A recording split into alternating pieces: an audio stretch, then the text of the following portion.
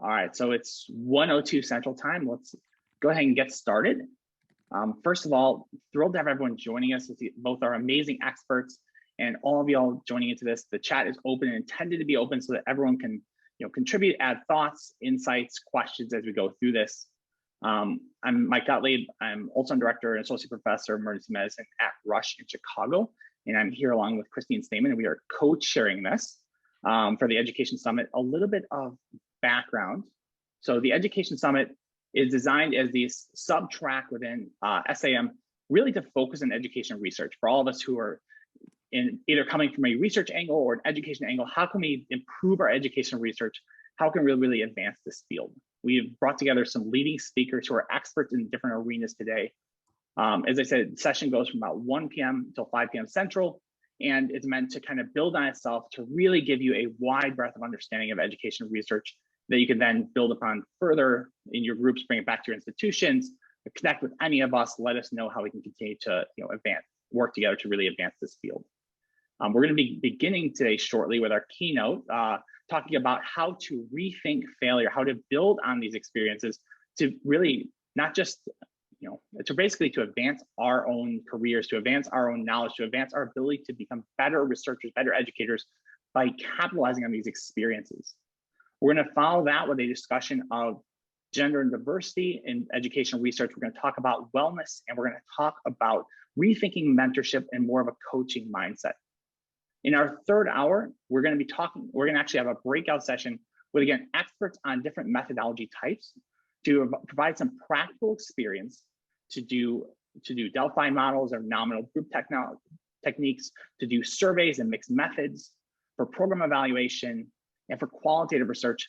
And we're going to have 2 back-to-back sessions, each one about 30 minutes in length, to give you an opportunity to actually practice some of these skills and learn from the experts, ask your questions, and help to advance our skill sets in these arenas.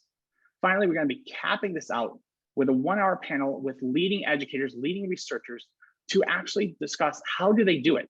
What are the strategies you've found that actually allow you to get from idea to successful publication while balancing the millions of other things we're all doing, and how can we all apply that amongst ourselves?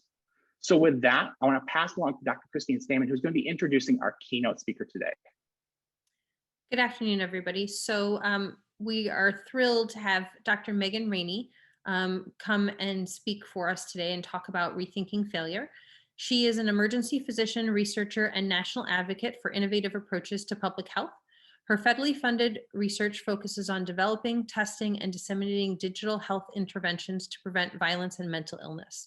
She also serves as Chief Research Officer of Affirm Research and as President of the Board of the GetUsPPE.org. She is editor of Annals of Emergency Medicine, a fellow of the 5th class of Aspen's Fellowship Program, and a member of the Aspen Global Leadership Network. She has received numerous awards for technology innovation, public health, and research. She is a frequent media commentator on outlets ranging from CNN to the New York Times, and she's joining us from Brown, where she is the director of the Brown Lifespan Center for Digital Health and the Associate Dean of Strategy and Innovation for the School of Public Health at Brown University. So welcome, Megan. Please take it off. Thank you. Now we get the big test of, can I share my screen? How many times have we all done this, right? Thank you for the really kind intro.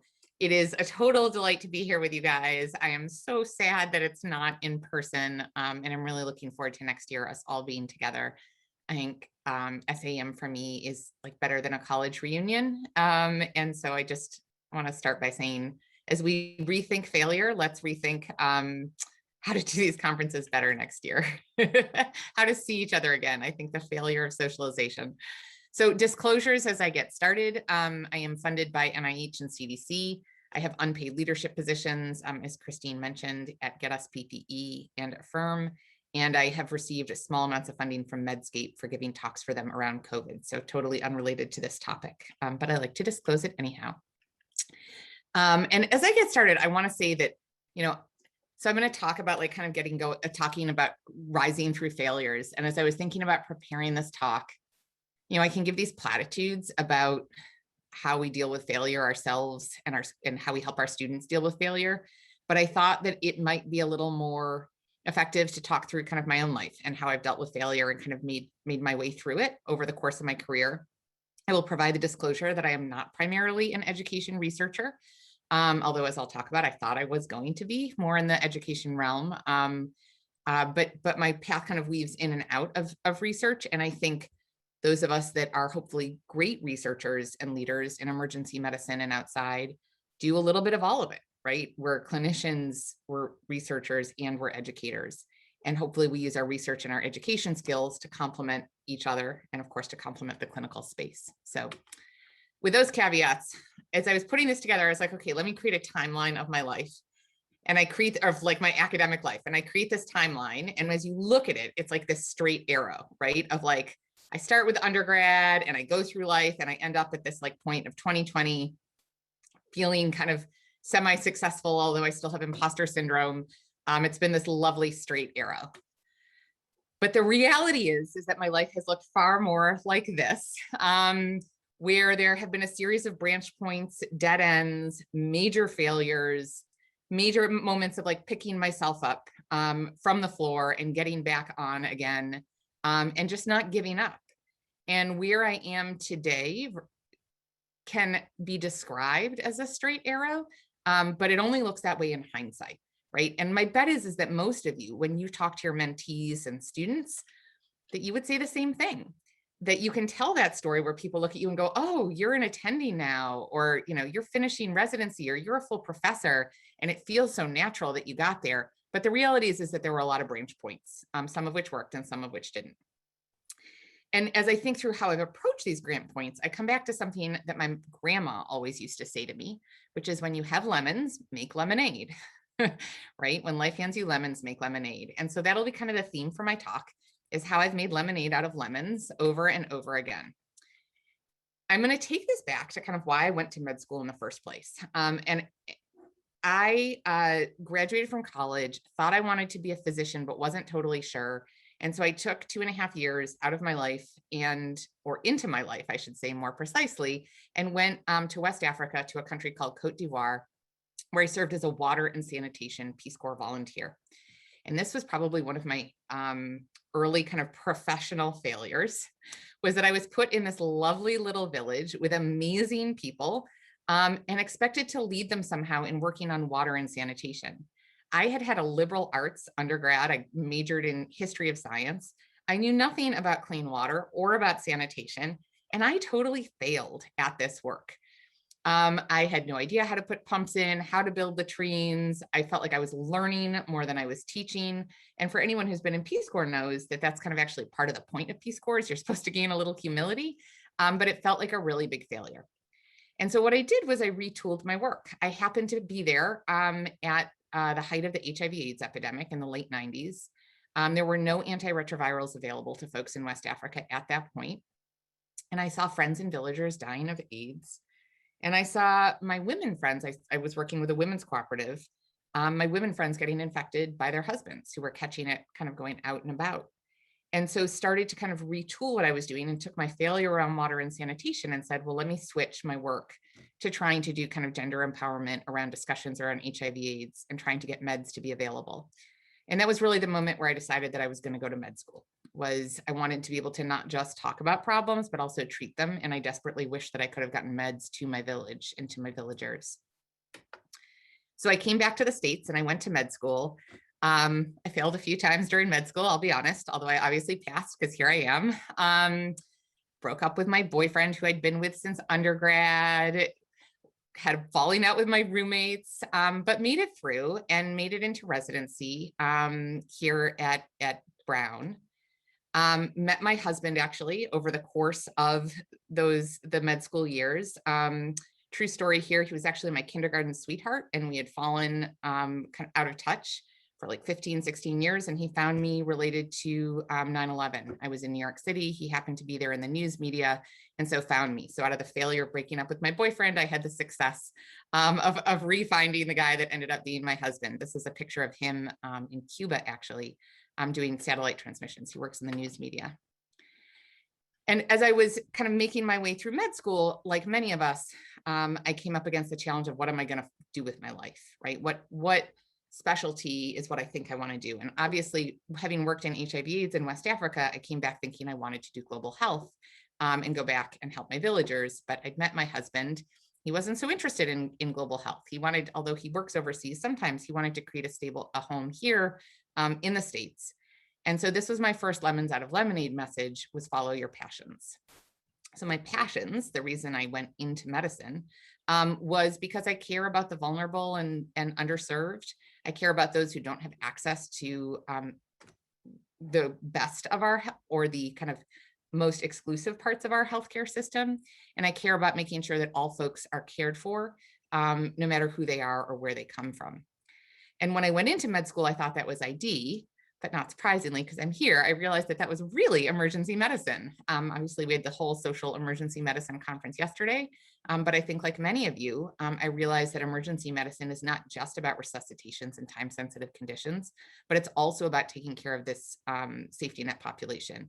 And the emergency department, more than perhaps anywhere in our healthcare system, serves as the place to do public health. So I came here to Brown for residency, with the hope of doing a little bit of global health, still kind of thinking I would do emergency medicine, but take it back overseas, but also with the hope of getting great clinical training. And it was during my residency that I got my first paper. So it was 2006. Here I'd been kind of going along this path, and 2006 was my first academic paper. You're going to think it's probably about HIV/AIDS or global health, but it was actually not at all. It was about emergency contraception. I wrote it with Clay Merchant, who's recently gone to Sinai. And I wrote it during my TICU month.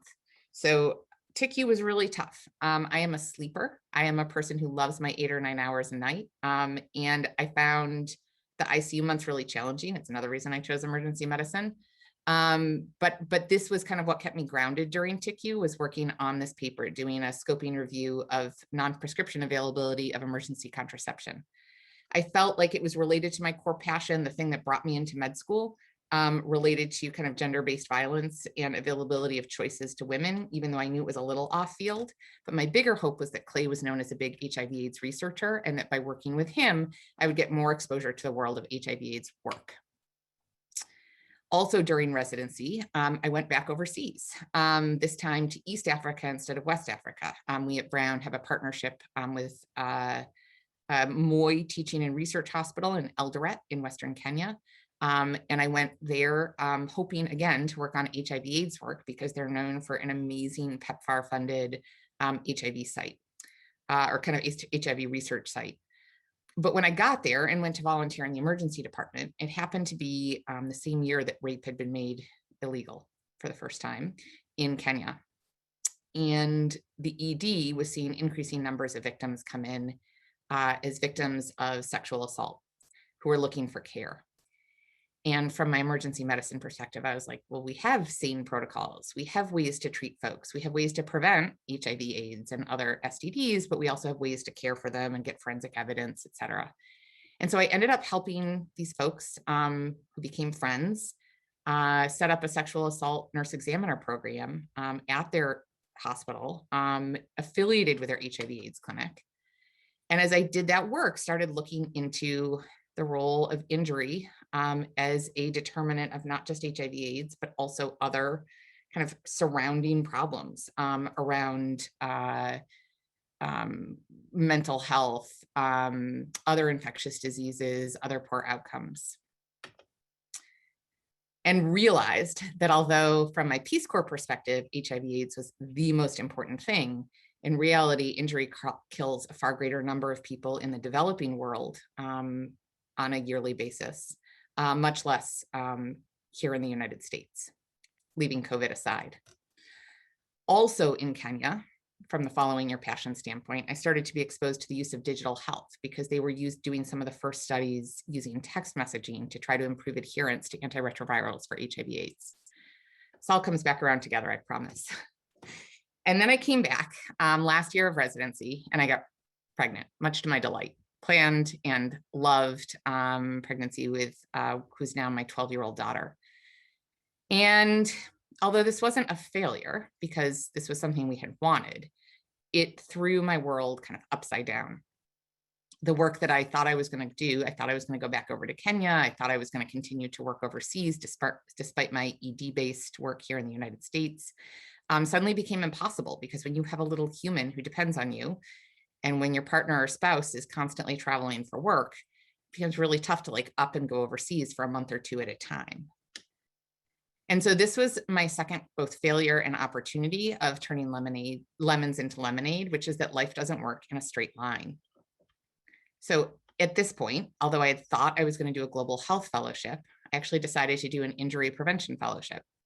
Again, following my passions, I like took this love that I'd had of working with women's groups who were victims of gender-based violence in Cote d'Ivoire, the work that I'd done around sexual assault in Kenya, and of course the exposure that we all have every day in the emergency department to violence writ large, and particularly to firearm injury, and decided to do an injury prevention fellowship here at Brown. I didn't consider some of the other kind of things that were out there like RWJ or a med-ed fellowship because this was what was available. And it accorded with my passions, but wasn't what I thought that I was going to do with my life. It turned out to be a great choice on my part, although it had more failures involved with it. And I'll talk you through those. So started fellowship in 2008, got my very first grant. What do you guys think if I were doing this in person, I'd ask you like what you think my grant was on, right? You'd say, Megan, your grant was on violence or was on text messaging or was on sexual assault. Nope, it was on motorcycles, dead serious. Nothing to do with my passions at all. It was about motorcycles and motorcycle helmets. I got a grant from the American Public Health Association to look into how we could improve uptake of motorcycle helmets among first-time motorcyclists. And it was super fun, but it wasn't really what I cared about. And so it was, although it turned into a paper, it was like not a success at all because I forgot about that first rule, which is follow your passions. I also had this lovely little girl who I always keep this, it drives her crazy, but I keep this picture of her in this little bear outfit because she was adorable, but she was an absolute bear. She was the definition of colicky, and her colic did not abate until she was about 5 months old. I thought I was going to lose my mind and felt like I could barely make my way through my boards or my MPH courses as part of my fellowship, much less meet any type of metrics of success. And so this was my third lesson about failure, but also turning lemons into lemonade, which is that everyone needs a team. I could not make it through fellowship on my own. Now, my spouse was part of my team for sure, although not a totally reliable one because the amount of travel he was doing for work. And when I looked at that motorcycle grant, which was on a topic I didn't care a lot about, or when I looked at my larger fellowship agenda and my hope for my career, it felt absolutely insurmountable. But luckily, I had two people that kind of came out of the woodwork and helped or kind of reasserted themselves and became my team and got me through that potential huge failure. The first on the left is Mike Mello, who was my fellowship director, but really stepped up in terms of mentoring me and helping me rethink my career next steps. I was ready to leave academia. And on the right is Peter Chai, who was at the time a med student here at Brown. He's now an attending at Brigham. He did med school and residency here at Brown, did a tox fellowship at UMass Worcester, and then went to Brigham where he's been ever since. He's a huge success in his own right. But here he was like a baby med student and really wanted to work with someone on research. And the two of them came together and helped me make my way through the grant and through my fellowship. And fellowship was full of a lot of no's. There was the no, I couldn't go and travel because I had the little baby. There was the no, I didn't get the grants that I applied for around sexual assault and violence, which were the topics that I really cared about. And there was the no around thinking through this big dream I had of what fellowship would look like. But thanks to Mike and Peter and others, I at least managed to finish that $3,000 motorcycle grant and got a publication out of it and managed to write my thesis. And I was able to move on to the next steps. And this takes me to the next kind of set of big failures, which was the inevitable rejection around our academic work. And here my lesson was that rejection isn't personal. So 2010, I finished my fellowship by the skin of my teeth, and I'm like, new faculty, like, oh my God, what do I do, right? And my chair at the time, Brian Zink, who is an amazing human, was trying to guide me and others, but I felt this incredible pressure around what's your niche, right? Again, I'd come in thinking I was doing global health and HIV, and then women's health and violence and motorcycles, and like, what the heck was I going to be known for? I did a little bit of everything. I was doing some ultrasound stuff, and everyone kept saying, Megan, you have to find your niche. You got to focus. And everyone was also telling me I had to get funding, right? Here I am, a new faculty. I'm working my full complement of shifts. Show me the money. If you say you want to be a researcher, and I know you guys as med ed researchers know this, get some grants. Get grants to pay for study costs, get grants to buy down your time, get grants to support this bigger picture that you're telling me that you want to, that, you know, these dreams that you say that you have. And I just felt like I was under a ton of pressure, which again, I'm sure you guys can all relate to. And I was getting squeezed. I had my daughter, I had my grant stuff, I had being a new attending, and I kept getting no's on papers and on grants. And this took me back to a reprise of the earlier lesson around Peter and Mike, which is that everyone needs a team. And my team at that point magically became a dear woman who's now a dear friend and colleague, Esther Chu. Many of you know her. She's now at OHSU, but she was hired as new faculty at right about the same time that I was. And we met during her interview process. And then when she got here, Brian put us in the same office, which was one of the most brilliant things I think he ever did as chair, was having us share an office. And it was just this meeting of the minds. She was in the exact same space as I was, new faculty, little kids, had kind of these dreams of wanting to do like cool stuff around gender-based violence, but wanting to do research, but no idea how to do it. And determined to make our way through this kind of valley of death of early academic life towards success. We went together to our department research council and convinced them to give us $5,000 to look at emergency departments' use of technology and their interest in using technology to help them prevent or reduce the effects of violence and other related behavioral health problems, which was, again, our early passions. And we did our first big study, my first publication in a major journal in Annals of Emergency Medicine, and something that still serves as the basis of my work today. The $5,000 felt like a huge win. But I also knew that it was came after a bunch of failures. Again, I had applied for EMF and SAEM grants. I had applied for other grants from APHA and from other national organizations. And so getting that $5,000 was just a lifeline to allow us to do this work, showing that even back in 2010, 95% of patients had cell phones, many had smartphones, used social media, and were interested in using technology. That $5,000 from our department turned into 4 articles from a single study. Almost all of them were with mentees, many of whom have gone on to careers in emergency medicine themselves. Some of you guys may recognize some of their names: David Kim, Yvonne Wing. And this led to my next lesson around failure, which is do the most you can with the best you can. We had $5,000. Today, by my today standards, I would be like, man, I wouldn't even apply for that small of a grant. But it allowed us to expand our horizons, to collect some original data, to create mentorship and education relationships, and to start to make our names as researchers. We took that money and worked with other mentees, as well as reaching out to folks across the country who were well-known researchers in this area, including Ed Boudreau, who's now at UMass Worcester, to do systematic reviews. We looked at Twitter. We started to do kind of more expansive digital health research around the overlap between technology and behavioral health. And we ended up with a total of 15 publications together over about a 4-year period before she ended up leaving and decamping back to OHSU.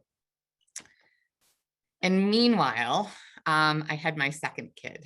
And in this picture, you will see I look super, super tired. You'll see my little daughter back in the left. This little guy was not a failure in being colicky, but he was a failure in a really tough pregnancy. And so this lesson is a little bit about redefining kind of what our definitions of success and failure are. So during my pregnancy with my second kid, I ended up having actually a partial abruption and spent almost delivered at 30 weeks, then spent 8 weeks on bed rest, ended up making it by kind of to 38 weeks. And he had like total failure to thrive. We kind of almost got hospitalized a couple times. And again, I almost left academia because I felt like I could, I had this little thing that was dependent on me who was needing to eat like every 30 to 60 minutes in order to keep his weight up. And this was a point where, again, that team and the idea of doing the best you can, the most you can, and sometimes knowing when enough is enough was critical. Brian Zink got on the phone with me right about the point when I was supposed to come back from my maternity leave. And remember, I'd already been out for 2.5 months prior to delivery. And he said to me that he would have faith in me and would allow me to stay part-time to come back. He's like, I can't let you not come back at all. He's like, but come back at 50% and do that as long as you need. And I trust that it will be worth it on the other side. And that allowed me to stay here. And it allowed me to keep practicing and to stay in academics. And if it hadn't been for that, I absolutely would have left academia again after that second kid. And of course, at the same time, I kept applying for grants because I'm a researcher. I'd done this research fellowship. I applied for Ks, I applied for SAEM grants, and I kept getting more and more rejections, further leading to my sense of dejection and imposter syndrome and a sense that this was not meant to be. I wasn't in the education track. I was theoretically in the research track, but was a total failure. And then meanwhile, right, and you guys have heard me talk about this nationally before, I was being told that I couldn't actually write grants around a topic that was becoming increasingly important to me, which was firearms. Again, this was 2010, 2011, 2012, so prior to Sandy Hook. Had a number of really horrific firearm injury cases in the emergency department, started questioning why we weren't talking about guns as an injury prevention problem, and was told very explicitly that I couldn't talk about that it was not a topic that I could do research on or could create an academic career around. Which takes me to my next lesson, which is to be persistent. So I've just told you a whole lot of really, really kind of challenging things for me in that period around, not unusual for young academic faculty, but tough.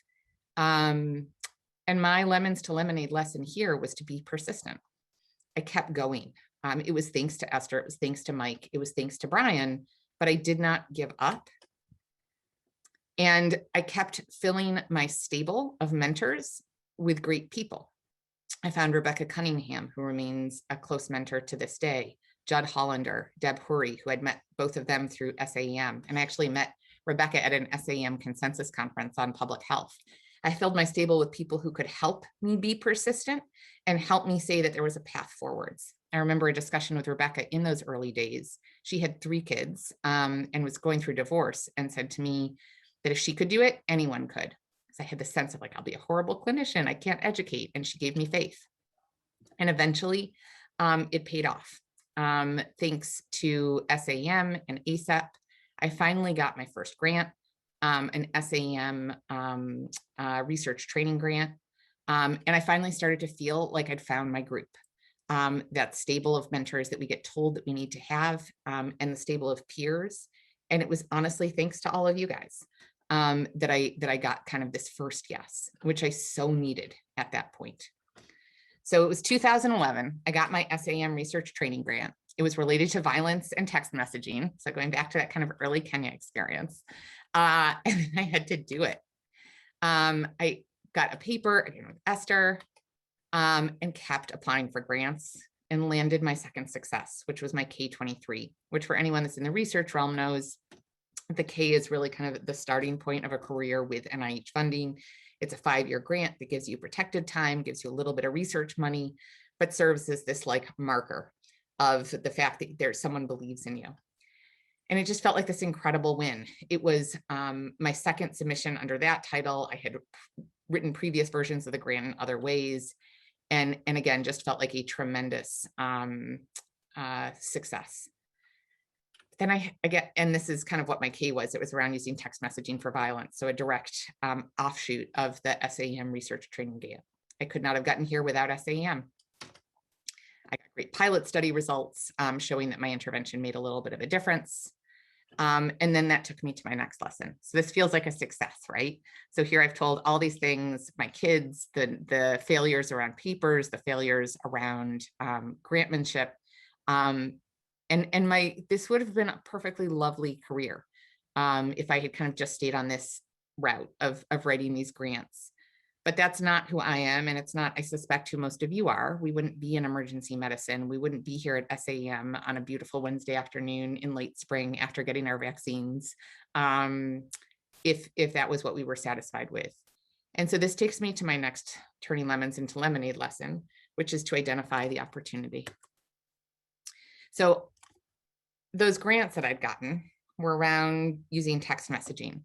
And I'd mentioned that Esther and I had done work together on the use of technology by adolescents and adults in the emergency department and research around Twitter. And she and I had both become very active on Twitter. And I started to kind of go to technology conferences and looked around and said, why is there no one here talking about the use of digital health or technology for emergency medicine? Why are we left out of this conversation?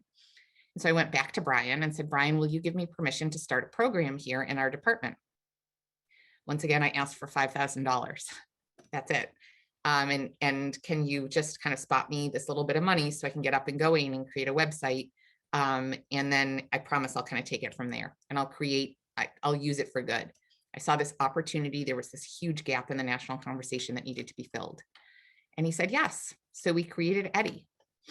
And within Eddie, we worked over the next few years to think about how we could define the use case for digital health before, during, and after the emergency department visit.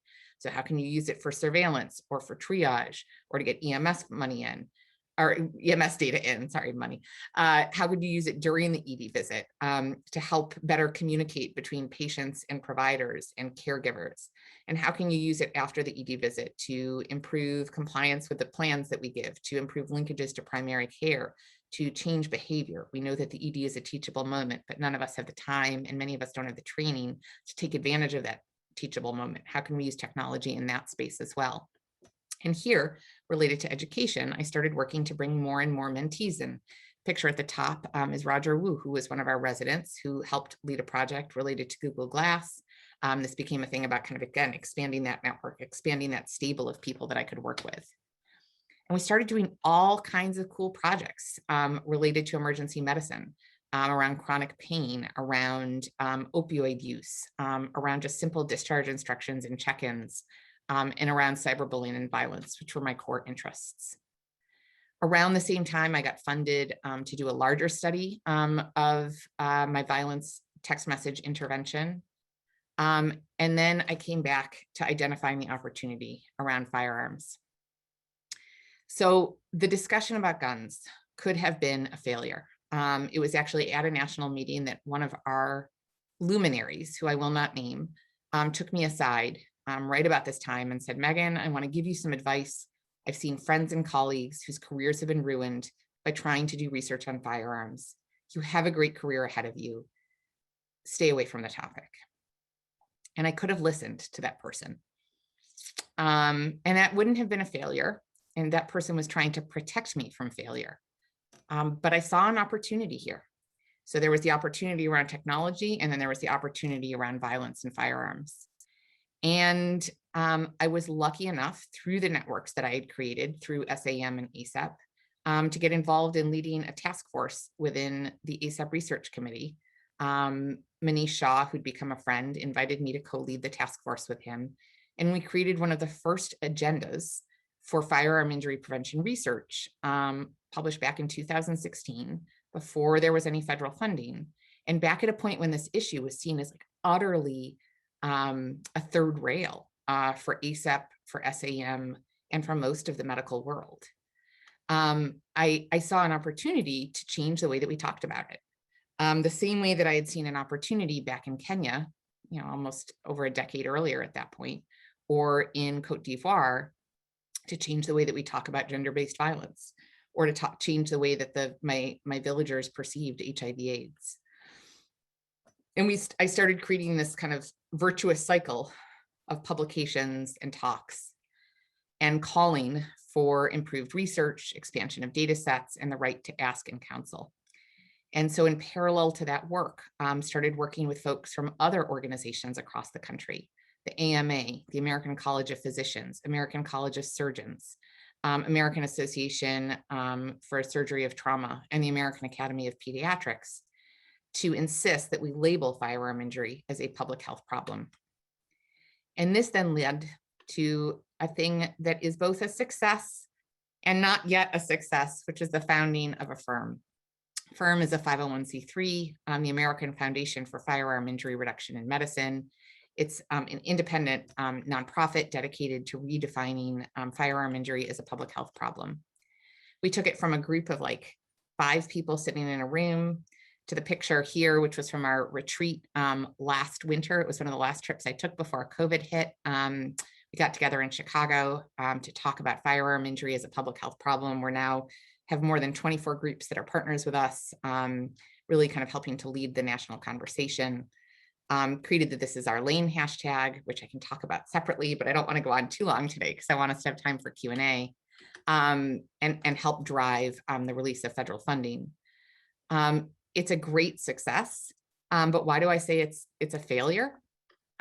Because although we have done incredible stuff, and although we are changing in some ways the national conversation around firearm injury, the place I'm realizing where change happens for both technology and for gun violence, it starts with us in medicine. And this publication in the New England Journal was freaking amazing, right? But it cannot end with us. Where the change happens is external to us.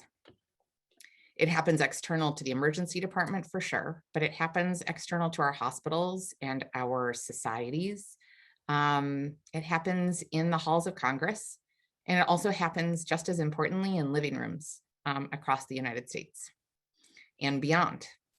And so this takes me back to my first lesson around following your passions and a place in which failure or the potential for failure has led to success. When I think about what kind of has continued to give me resilience in this past year around COVID, it has been this recognition that I can do my work in the ED, I can have my research successes, I can do my work within our societies. But if we really want to kind of realize the possibility out there, it also requires a willingness to go beyond this area of comfortable. And no one would label what I'd done up until last spring as a failure. But I think had I stopped there, it would have been. And so how do I continue to follow my passions? Well, the wheels were already in motion, but we created a larger center for digital health across my hospital and university, which in and of itself, like they never cooperate. So this was a kind of big deal.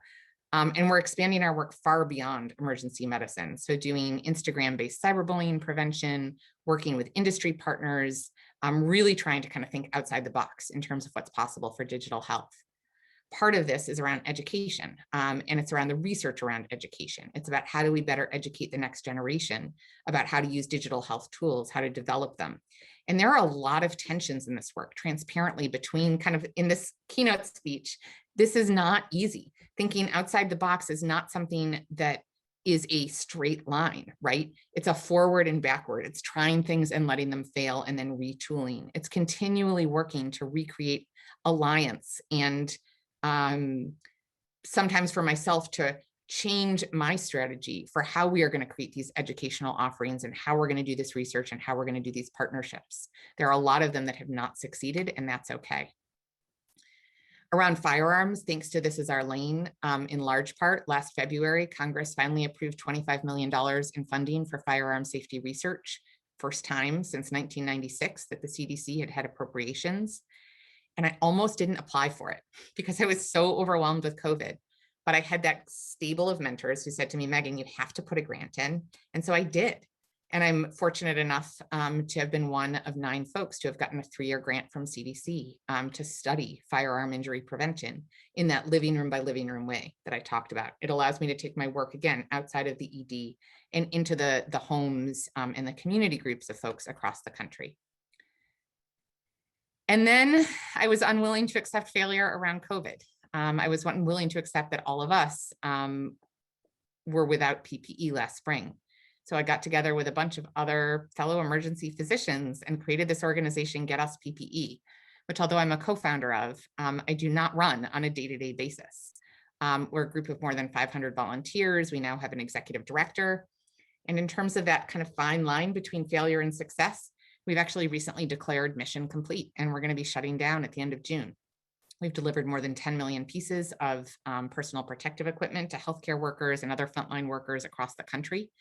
And now there's PPE out there, right? And so we don't need to exist anymore. And so part of that line between failure and success is knowing when to stop. And then we've done other cool stuff too, whether it's the picture of me and Esther going on national news together, whether it's the work that I've done with the Center for Digital Health around creating My COVID Risk. Each of these in and of themselves, believe it or not, could be a story of failure. I have gone on TV and made huge mistakes. I've pulled wrong stats once. I've said things that people told me that turned out to not be completely accurate. I've also overall done a pretty good job, but I could dwell on it as a failure, or I could take it into a term of success and take it as a learning opportunity and a chance to kind of grow our platform. Same thing with My COVID Risk, where I and Elizabeth Goldberg, who's a fellow emergency physician here at Brown, created this app with just a teeny bit of money to try to help our friends and colleagues to assess the risk of various activities related to COVID. It was super, super cool and really fun to create. It was successful in a lot of ways. It got a lot of kind of folks using it. But the failure is we never updated it for vaccines. Is that a failure or a success? It depends on your perspective. We certainly learned a lot and we'll take it forwards. And now life keeps going. Christine said at the beginning that I'm now an associate dean at the School of Public Health. I don't know, is that a failure or is it a success?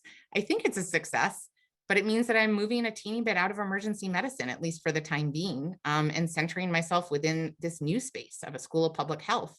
And I think, like, really, as I was putting this together, I look at this line and it's not done yet. And I think that that's the biggest thing. It's that as you go through your life, as you go through your academic career, it's staying open to these opportunities and being willing to follow them, knowing that that line between success and failure is so malleable. There's this wonderful concept of ikigai, which, for those who know Kimberly Manning from Emory, an internal medicine doc, she's tweeted a lot about this. In an ideal world, right, you find your ikigai, which is this overlap between what you love, what the world needs, what you can be paid for, very important for those of us that don't come from kind of trust funds or families of means, and what you're good at. And in the center lies this space where you have delight and satisfaction and excitement and also comfort. And I think that at the end is the big definition of success. But I also think it's a recognition that that space of ikigai will keep shifting for most of us as our careers progress. What provided ikigai to me back when my babies were little is very different from what provides it now. And part of reaching it is allowing yourself to stretch and have those failures. When I was first learning to ski, a ski instructor told me that if I wasn't falling, I wasn't trying hard enough and I would never get better. And I think that's part of our academic careers too. We have to allow ourselves to stretch. I'll say it a different way, which is how Garen Wintemute, who's become one of my mentors, who's at UC Davis, said to me about a year and a half ago. I was talking about kind of scientific impact and where I was going next. And he said to me, Megan, how many papers get rejected that you submit get rejected from their first submission? And by this point, right, I was an associate professor. I was far into my career. So I was very proud to answer, Garen, virtually none of my papers get rejected at this point on their first submission. And he looked at me, as we were on Zoom because it was during COVID, and he looks at me and he says, Megan, then you're not trying hard enough. You have to stretch and send your papers to better journals if they're always getting accepted by the first journal you send them to. And I think that's part of ikigai too. And for those of us that are type A, we take these small failures as commentaries on our worth, on our value in this field, and on the importance of our continuing along whatever trajectory we're on, when in fact they're learning opportunities and they're a chance to better hone what our ikigai is for now. So these are my babies today, and my husband. I am successfully still married. That has not been a failure, knock on wood. And my kids are now 9 and 12. I was sharing kind of with the other speakers before we started that my 12-year-old is actually going to go get her vaccine tomorrow, which I'm super excited about. And so I guess I've succeeded so far here, but I'm waiting and seeing. I feel like kids are never a straight line either. And I still keep circling back to kind of that initial passion and motivation for why I do this work, right? It's because I want to make the world a better place, and because I care about that community that took me in 20 years ago back in West Africa, and because their struggles became my struggles. And I think my ultimate definition of success versus failure will be if I create something that they would recognize as making a difference for them. So who knows where life is going to take all of us next as the world reopens. We're going to see each other in person in Boston at ASAP this fall. Will we be in person for SAEM next spring? How will COVID change each of our trajectories? How will we all recover from the trauma of the last year? And what does academic success look like to each of us? I don't have answers, but I have figured out, to me at least, how to make sure that I have a little resilience in making my way through those inevitable failures. Follow your passions. Life doesn't work in a straight line. Everyone needs a team. Rejection isn't personal. Do the best you can, be persistent, and finally identify the opportunities. So a big thank you to you guys for the invitation to talk today. It was a lot of fun to put this talk together, to take a little journey through my own life, be a little more vulnerable, I think, than I often am. But I hope it's helpful, and would love questions and thoughts, and just hope that if nothing else, I give you all confidence to keep going, and to know that the road is never smooth and probably, hopefully, doesn't end for a long time yet. Thank you. Megan, thank you so much. That was fantastic.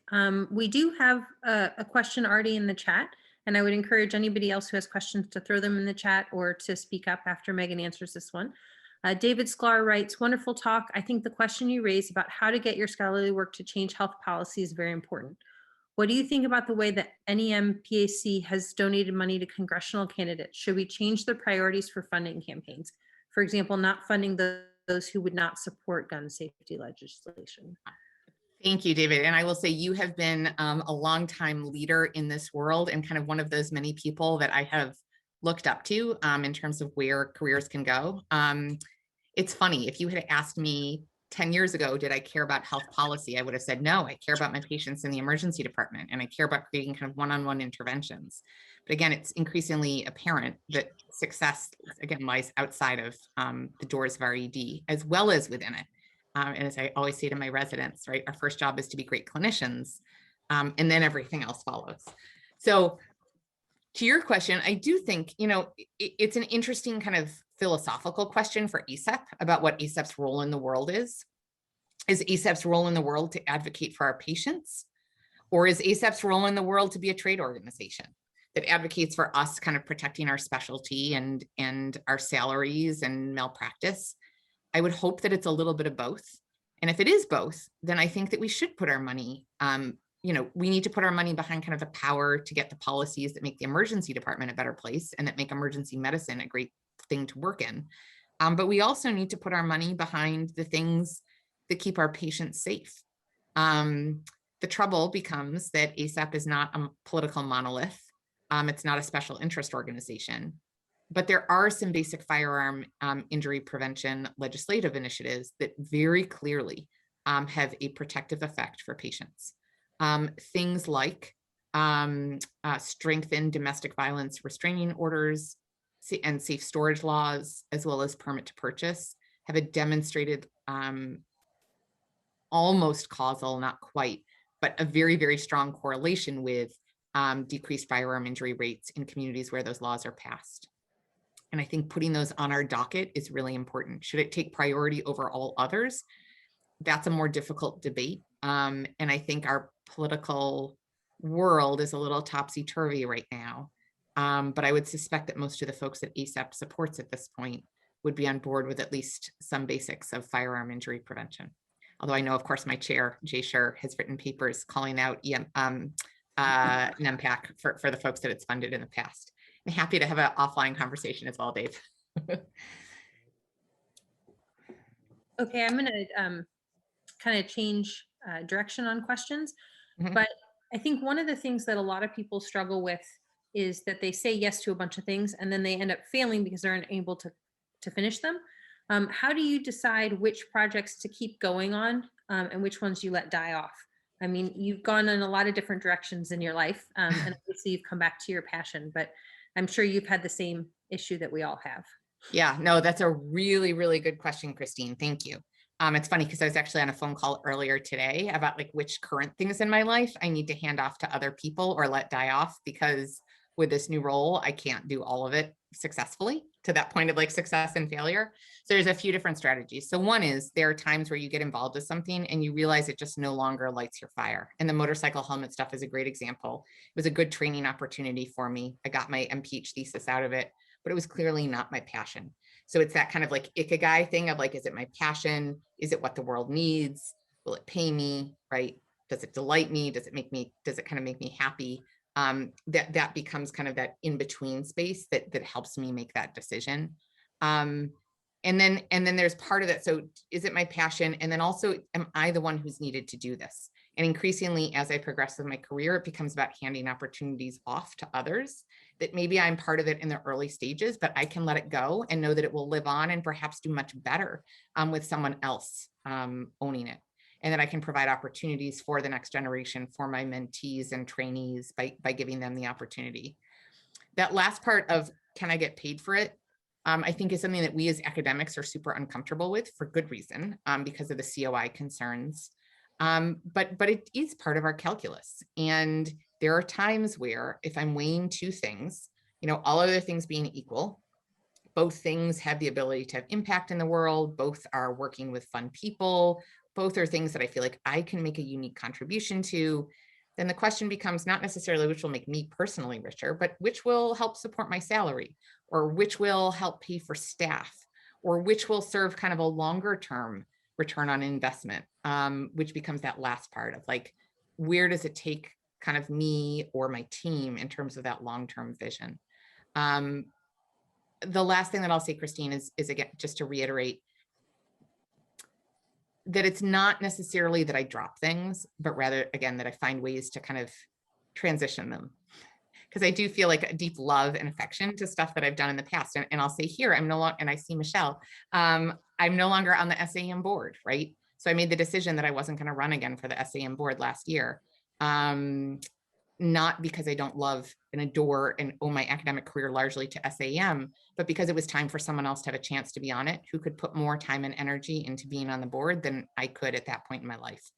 And so to me, it wasn't that I said no.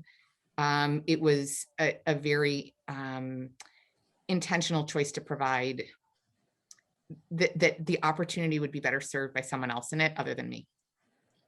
Okay, last question for you before we move on, and thank you again for this fantastic talk. But you mentioned a lot of rejection, especially with the grants and then the papers, and all of us, I think, suffer from some degree of imposter syndrome, and those rejections can be horrible. Any tips on how you bounce back from that and get your life together to submit it to a different journal or to rewrite that grant or anything like that? Yeah, so this is where that team is so critical. And when I talk about my team, when you know that, like, I kind of talked about that very first team that I had, which was Mike and Peter, and then Esther. Mike was senior to me, Peter was junior to me, and Esther was my peer. And so part of bouncing back from rejection is having that kind of full circle team of folks that are senior, peer, and potentially mentee to you to help you bounce back and reframe whether or not this really is a rejection, whether it is an opportunity to redirect, like one of those dead ends, or whether it's just this normal part of life. And it was like Garen's thing to me about Megan, if you're not getting rejected, if your papers aren't getting rejected, you're not aiming high enough. So it's not that I necessarily have personal strategies yet for not taking it personally, because I always, like, every time it's like, oh no, I did something wrong. This is a reflection on my whole scholarly work. But rather, I've created a team around me who can help remind me that it's not me, or can help move it forwards when I'm facing my own blocks.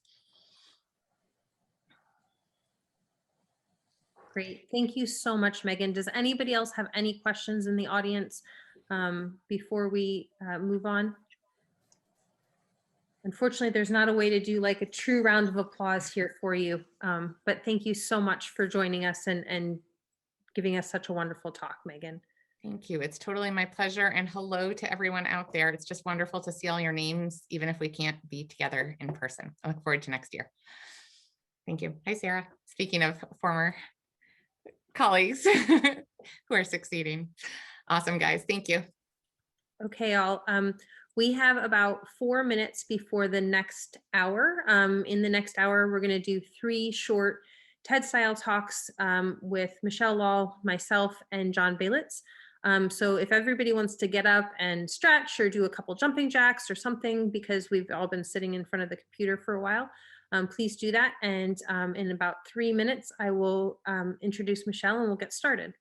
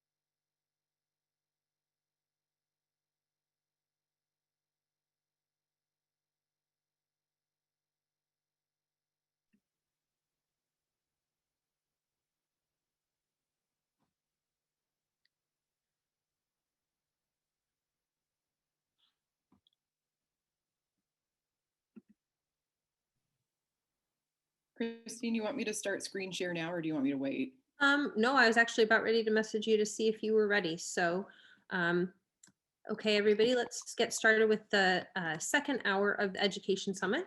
We're going to start this hour with a talk by Michelle Law.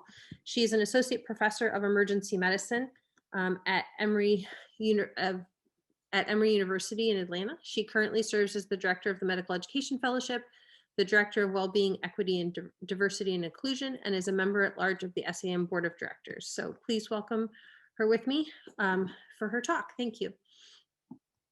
All right, thanks everybody. So we're going to talk a little bit about gender and diversity. And to start, I'm just going to sort of level the playing field so everybody knows kind of where I'm coming from with this, and then we're going to talk about potential solutions and how we move past this. So first of all, we know that diversity in patient care teams is good for patients. And there's a growing body of literature around this, but basically we know that if teams are well balanced, both by gender and frankly by race, that patients do better. And there are a lot of gender concordance and race concordance studies out there in the medical literature. So this is an important factor when taking care of our patients. So what is the current state of inequity in emergency medicine? Well, there are still more men than women, and there are far more white than non-white physicians. And there are few women URIMs at the highest ranks of academic emergency medicine. And we'll talk about that in a little bit more detail. And just so we're all on the same page, URIM means underrepresented in medicine, and that tends to refer to Blacks and Hispanics. So we know now that in terms of medical school applicants, matriculants, and graduates, we're pretty even based on gender. So, and this is AAMC data, but you can see we're pretty equitable there. But then if you look at emergency medicine, we're not quite equitable here just yet. So this top table here is, again, from the AAMC, and this is active physicians practicing emergency medicine. So you can see women represent about 28%.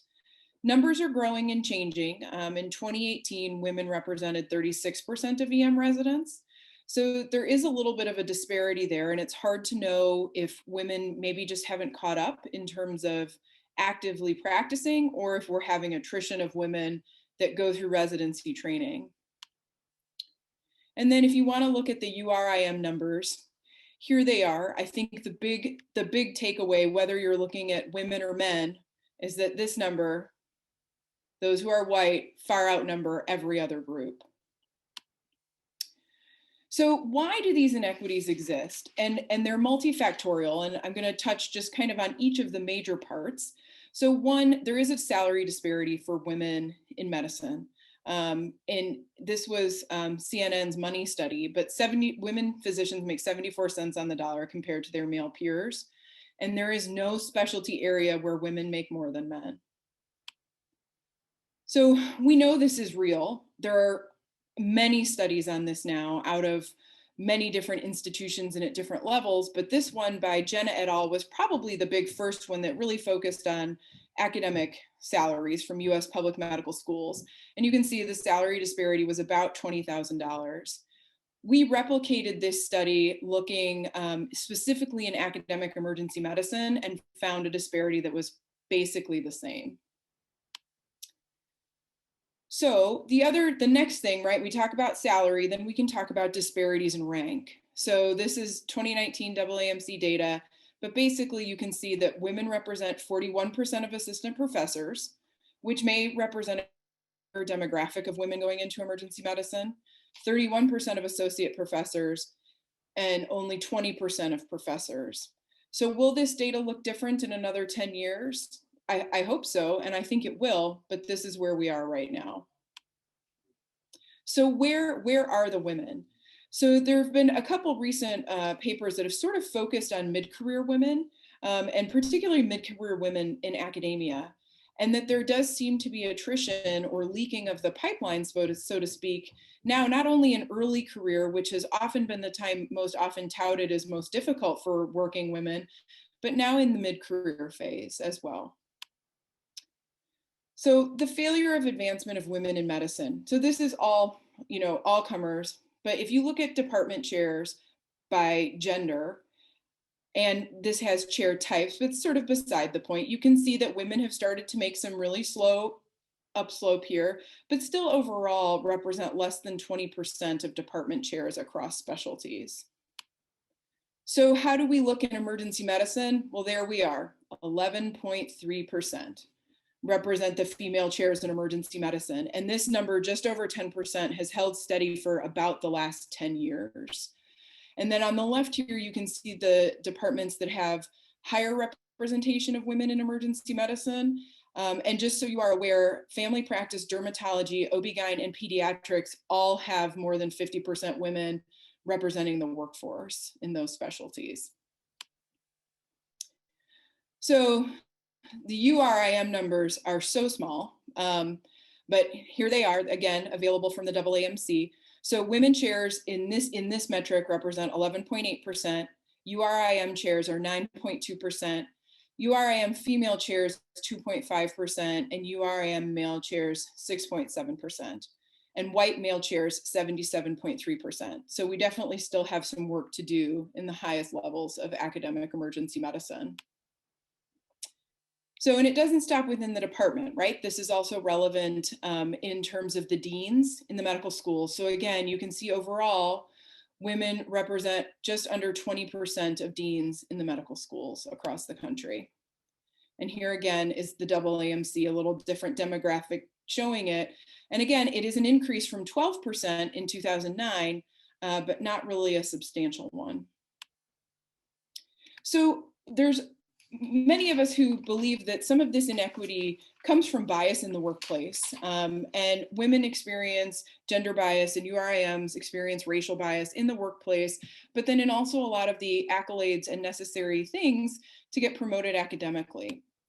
So in the workplace, this comes out of the AAMC State of Women in Academic Medicine, but if you see here, in emergency medicine, 26% of women have reported experiencing disrespect based on their gender in the last year.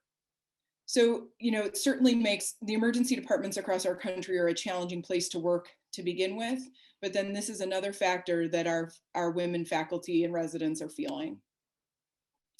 And then there's many articles, again, about authorship and editorialship, but you'll note in all of these that the long story short is that women in academic medicine have fewer publications.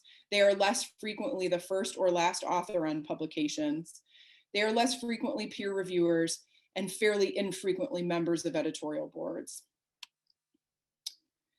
Now we talk about evaluation, right? This paper made a lot of buzz at SAEM several years ago, right? But this was looking at male versus female residents in the milestone evaluations.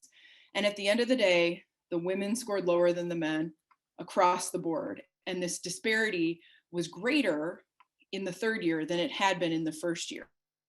So what happens over the course of the residency that there seems to become some type of evaluation bias? Letter writing bias, again, something else that has gotten a lot of attention recently. But if you look at letters written for men, research and publications are mentioned 4 times more often. Letters for men are longer. It's important that there's an emphasis on accomplishments, which are very common in letters for men, but not effort. And women are often accoladed for their effort, but not their accomplishments. You want to keep it professional. In this review of letters, they found that women's personal lives were 7 times more likely to be mentioned than men's. And you want to stay away from gender stereotypes. And then be careful about raising this doubt of a challenging personality. Is someone really a challenging personality, or is it their behavior violates a gender norm? So I want to shift the focus now to what I think is the most important part of this talk and why you guys are here, is let's talk about our best strategies to promote women in academic emergency medicine. I will say these strategies hold true as well for your faculty that identify as URIM. And unfortunately in emergency medicine, those numbers are still low, that we don't have as much research or data behind those. So first and foremost, it is very helpful to have an establishment of some best practices. And this was an article that came out several years ago that was a collaboration between AWEM and AWEP, which are the women's organizations in SAEM and ACEP respectively, that really put out some best practices. And certainly some of them are sort of reach for the stars, pie in the sky things, but other things were really not that far of a reach for most programs, and have been helpful for people to start. So in terms of best practices, obviously there has to be an individualized approach to implementing best practices. Not every department can implement all of the best practices, or some of them for reasons that have nothing to do with a want to change. So it's important to individualize your approach.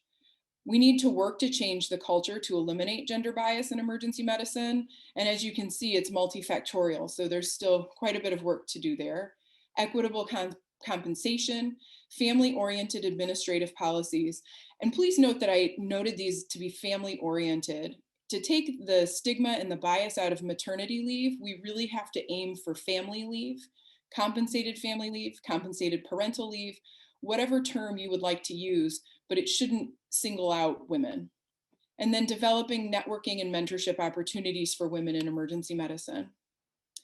Additionally, you want to facilitate the advancement of women in emergency medicine, and we'll talk a little bit more about affinity groups and mentorship practices that may help with this, attaining compassionate and healthy family leave policies, supporting healthy pregnancies among EM physicians, and basic lactation resources. So this was put out by ACEP and SAEM together several years ago, really to talk about supporting women over the course of their careers, and employer best practices. And I'd be happy to share these slides later because I'm not going to read that to you, but this was a joint statement from our largest EM organizations. So support. So the two things that have really gained the most traction are affinity groups, and then moving beyond mentorship and really to sponsorship. So is there a woman in your group, a junior woman who you know would be fantastic to do something? Well, she probably doesn't need a mentor just to tell her that. She likely needs a mentor to give her that extra nudge to do it. I'm going to help you work through this. I know this is a big step, but I know you're capable of it. We're going to be here as a department to support you. And then affinity groups. So affinity groups can come in all flavors, but certainly AWEM is a national affinity group, but local and regional affinity groups have a lot of impact and power too, and are also great for our trainees to see as well. And then support your women. I think first and foremost, listen to what people have to say and always consider both sides of the story. I have certainly been able to share stories with colleagues in the past where they're just surprised by the bias that was involved or what was said or the action that followed. And it's because they've not had that experience. So take a step back and listen. The other thing I think when you're talking in meetings, whether it's an evaluation meeting, you're on a search committee, you really need to think about, is there any bias involved in the interview process? If an issue was brought up, was the issue really related to the physician, or is it because this was a woman physician or a minority physician? So to take that step out and really try to look at things objectively. And then, is there a need for education? So, I think certainly there is a need for education. There's some literature now coming out that's saying implicit bias training may not be as effective as we had hoped. But education is important across your department. And there may be particular individuals within your group that need education more than others. And I think the most important thing to remember is that women and URIM physicians cannot do this alone. And this literature spans into other arenas, including law and business, that women and minorities are often penalized for being the ones promoting diversity and advocating for it. So we just need to be mindful of that we all need allies. So allied behavior is incredibly important. So again, stop and listen, observe and determine if there is bias. Try to update your vocabulary and support and promote the women in your group. I feel very fortunate to be from a department where I have many allies.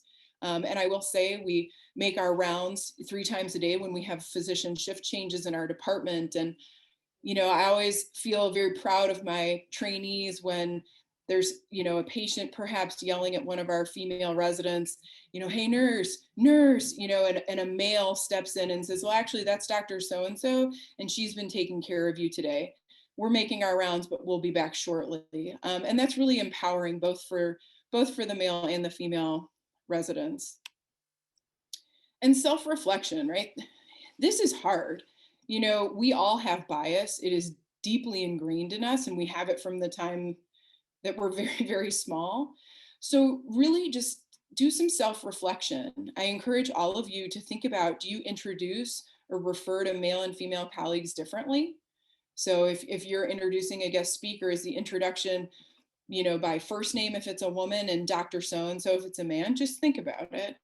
Is there bias in your letters of recommendation? I encourage everybody to find a letter writing buddy who will really critically appraise the letters that you write to make sure that you haven't used an inappropriate adjective or that there's, not something else in your letter that could be potentially biasing. And are you listening and validating the concerns of your female colleagues? This is sort of the death by 1,000 cuts, that where women and minorities don't want to speak up anymore because they're just tired. So really, really take that time to listen to them. And then, is there a double standard for behavior? Well, we know there is, right? So agentic traits are pretty much always positively attributed to men and negatively to women. And then women with fewer communal traits are often also viewed in a negative light, whereas men with more communal traits are often praised. So just think about some of these things a little bit more in your daily practice. And I will stop there. And I know we only have a couple minutes, but I'd be happy to answer any questions.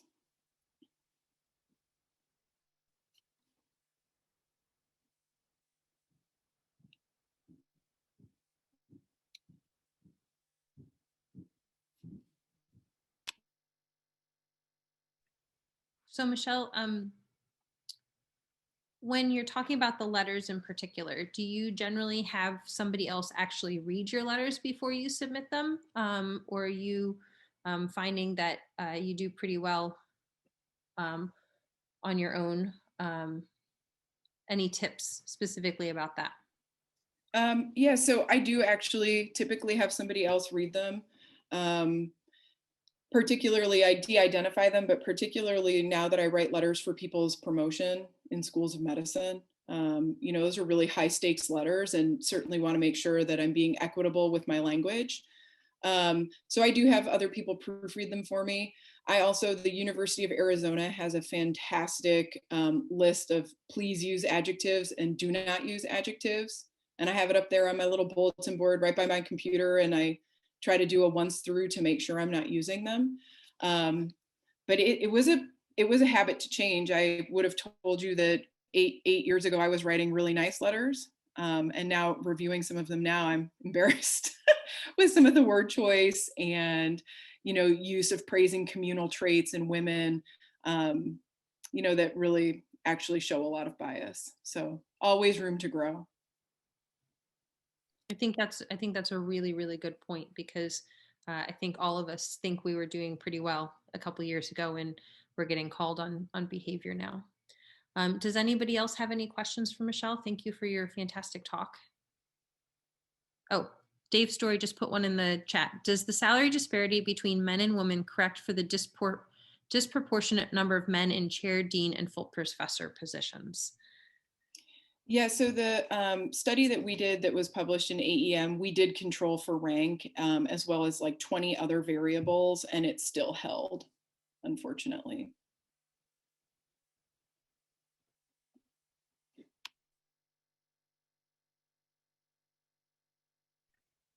Anyone else?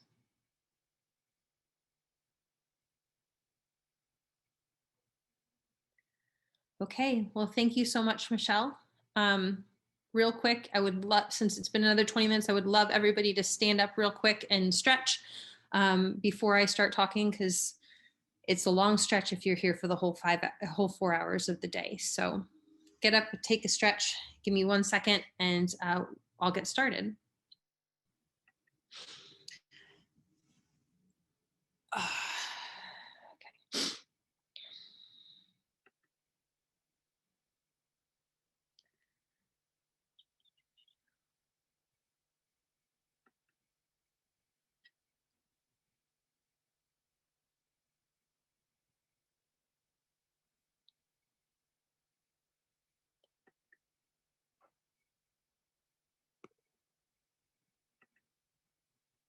Okay, so unfortunately, I don't have Mike here to be able to introduce me. So I'm Christine Stamen. I'm currently core faculty at University of Illinois College of Medicine in Peoria with OSF Healthcare, where I serve as, like I said, core faculty, as well as I'm going to be doing faculty development and wellness education. And I'm here to talk about the Wellness Industrial Complex, Rethinking Wellness Scholarship via an organizational psychology lens.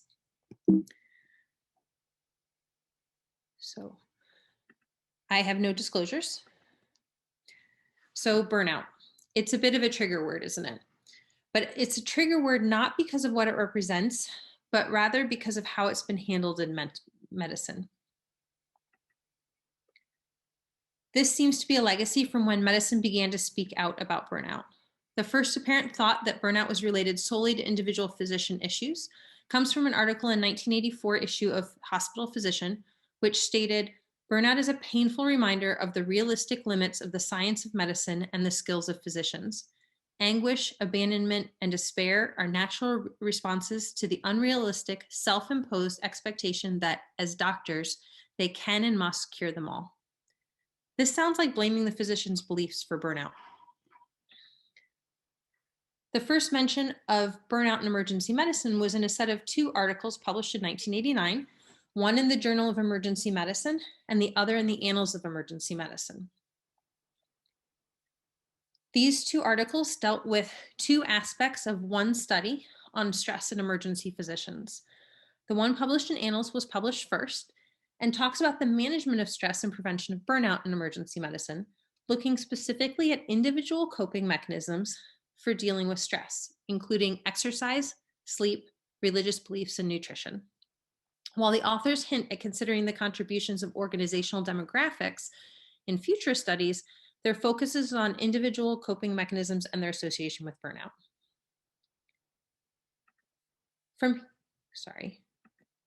From here, the focus on fixing individual emergency physicians with various things that are now termed wellness seems to have emerged. This has blossomed into the large-scale wellness industrial complex aimed at fixing the ills of society and in medicine as well. Well, how has this really worked out for us? Well, in the 1989 study, 60+% on each subscale met burnout criteria. In the 2012 study that was published by Tate Shanafelt et al. That also used the Maslach burnout scale, over 60% of emergency physicians met burnout criteria. So I think we can all agree that this has been a massive fail. To be honest, there were hints that this might be the case. First, that sister study I mentioned, the one that was published second and in Journal of Emergency Medicine, well, it looked at the sources of stress and satisfaction in emergency medicine. And the authors found that the top 3 sources of stress were patient load, interactions with patients and their families, and lack of administrative support. Sounds familiar, doesn't it? Second, the same sister paper references a study published in 1985 in a psychiatric journal, which details the development of the Medical Personnel Stress Scale, or the MPSS. This scale has 48 questions, of which 10 relate to organizational stress. In their discussion, the authors note that interventions designed to reduce or prevent high levels of stress should be designed at both the individual and organizational levels. Finally, social psychologist Christina Maslach, the creator of the Maslach Burnout Inventory, wrote in her 1982 book chapter entitled Burnout in Health Professions that by blaming themselves, health practitioners may actually lose such essential qualities as self-confidence, a sense of humor, and a balanced perspective, which may make burnout worse.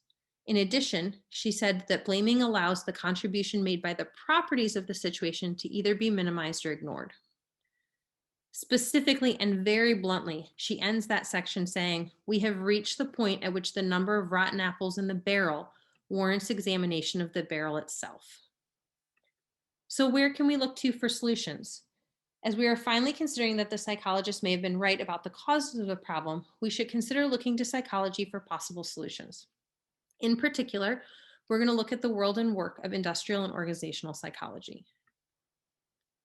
Industrial and organizational psychology, or IO-Psych, is essentially a division of psychology that focuses on how work affects you in all aspects of your life, in and out of work, emotions, attitudes, physical health, etc., and how you affect work.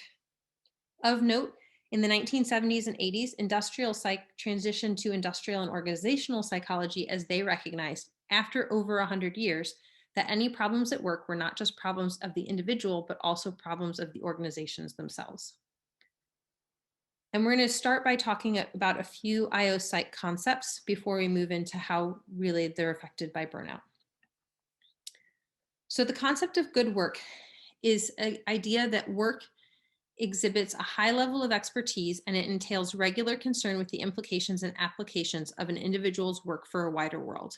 So people want to take a job where they can develop their skills and then benefit other people. It's defined by both the individual and the organization involved and is defined slightly differently for both. So employee good work means that their personal values align with their actions or their performance, which is the behavior that they were hired to perform or do well.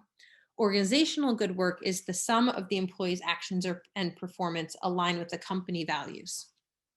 So one example was if accountants do a lot of charity work and the value of the company is that they want to support people who can't generally afford work, then they're actually doing good work. Whereas if, you know, you have an employee that ends up stealing from folks, then that alignment isn't there and they're not performing good work.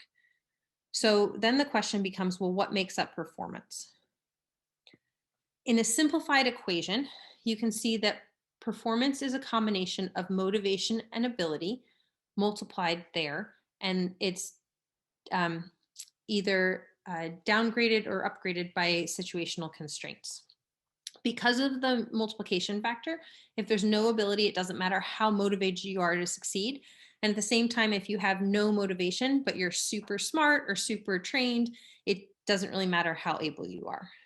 So we're going to look at each of these factors and how they're differently affected by burnout. Motivation is essentially a series of choices a worker makes on any given task. To do the task at all, to what level of effort they're going to apply to completing the task, or how long the effort will be applied, or the persistence of the effort. Those with burnout often have a low sense of personal accomplishment and high levels of cynicism, both of which can decrease motivation to do a job if one doesn't think that anything they're going to do will make an actual difference. Ability encompasses all the personal factors: knowledge, skills, personality, interests, education, experience. And while a person usually brings their ability to work, they may not be able to fully access those abilities when they're suffering from burnout. You've all had a time when you're just overwhelmed and you get brain freeze. That's the type of thing that we're talking about, but having that be constant. Finally, there are situational constraints, or I prefer to refer to this as situational factors, because constraints feels inherently negative, whereas some of these can actually be positive. Stressors are physical or psychological demands to which an individual responds, and the effects of multiple stressors are likely cumulative.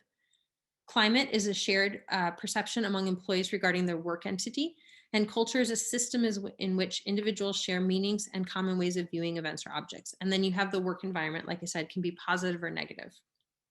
So in reality, your performance equation is a little bit more like this. Motivation can be better or worse based on situational factors, as can ability.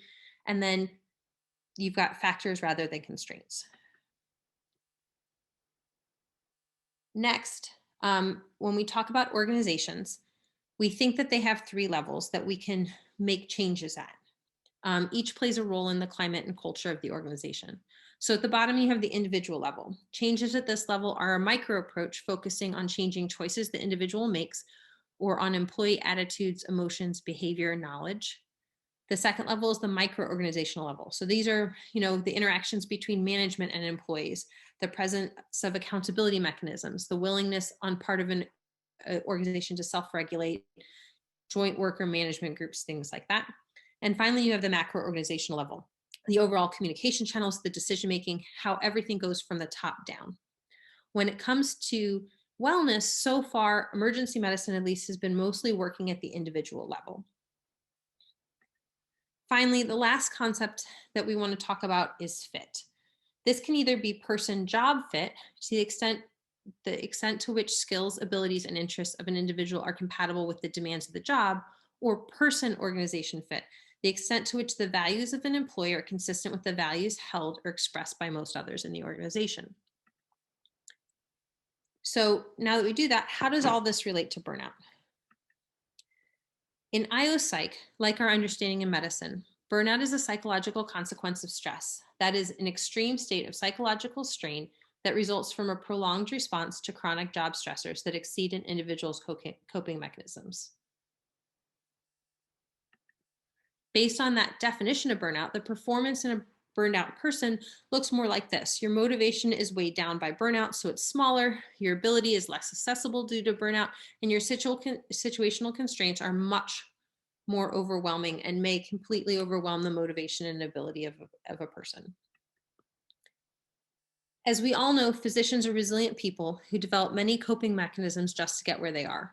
While I'm sure there are some folks out there that could use some shoring up with their coping mechanisms, and many of us could take more time to sleep, exercise, eat better, the lack of these is very likely ultimately related to job stressors and the job creeping into our personal time. So rather than us needing improvement. So we're going to put that to the side and we're going to look at the stressors.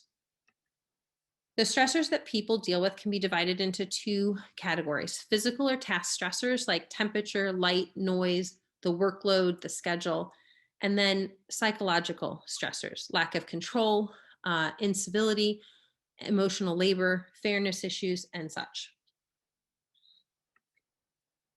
One other stressor that wasn't mentioned above, we talked about fit. For the most part, physicians have no problem with person-job fit. They've been trained to do the job of a physician. However, person-organization fit is being recognized more of an issue.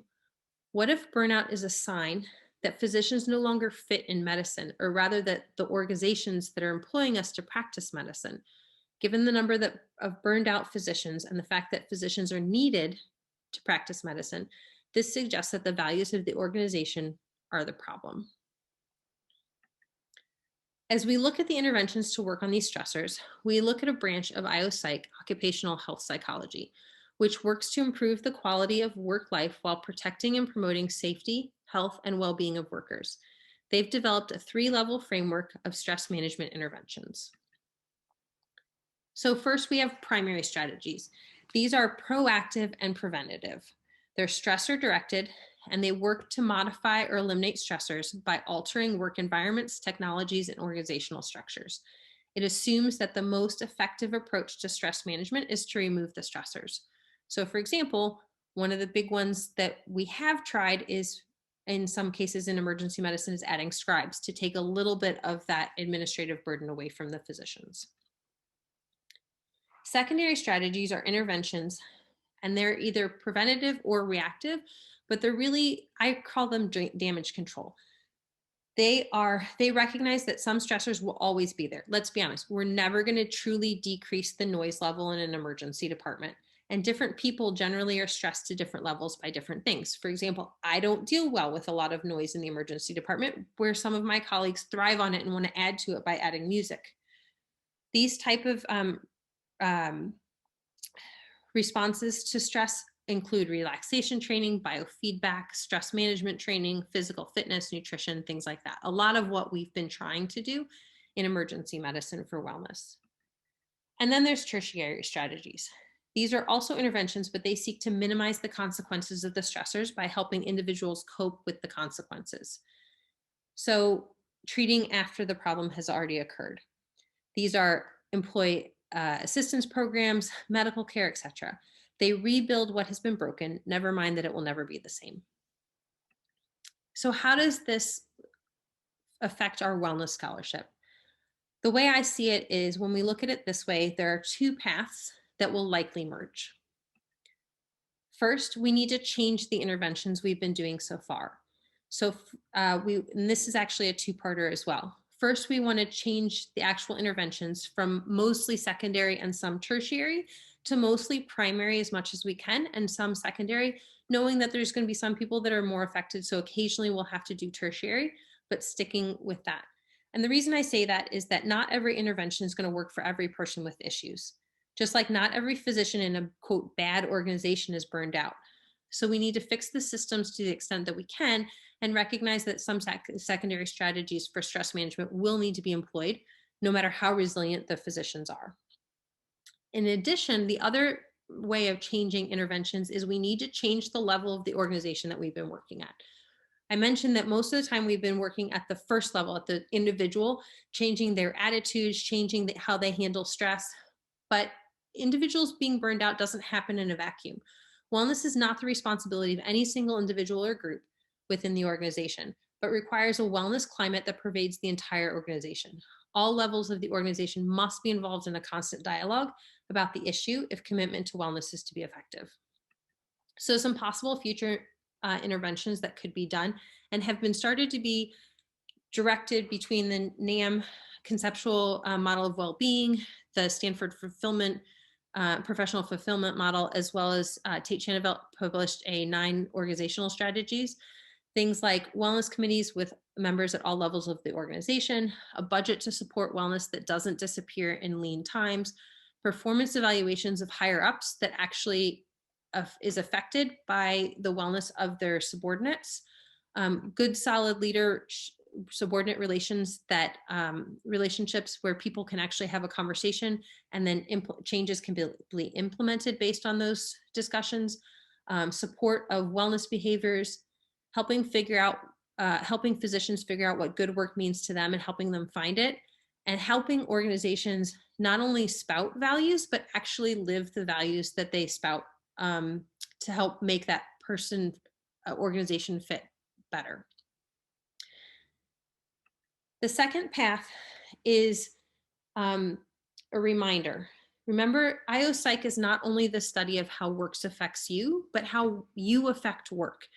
So for us to truly affect work, we have to prove to the organizations that by changing from burnout to wellness, we're actually going to make a difference to them, usually where it hurts, the monetary section, right? So when we evaluate these interventions when it comes to wellness scholarship, we need to move from the level 1 or level 2 Kirkpatrick levels, your reaction, your learning levels, all the way up to the level 4, the results levels.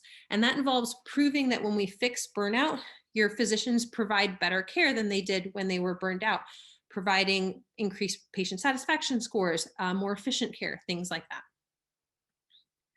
So that's the path I see going forward based on this study, and there will be some obstacles, but by using these concepts, I think we have a sturdier foundation to stand upon.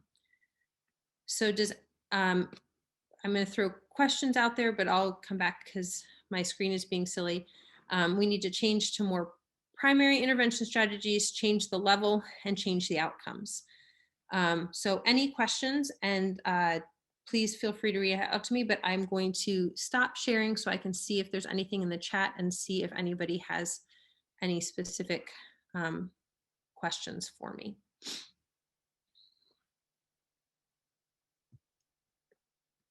Okay, if there are no questions, then I will, John, if you're ready. You have a question. Oh, I do? Sorry. Thanks, Sarah. I apologize. My computer's being silly.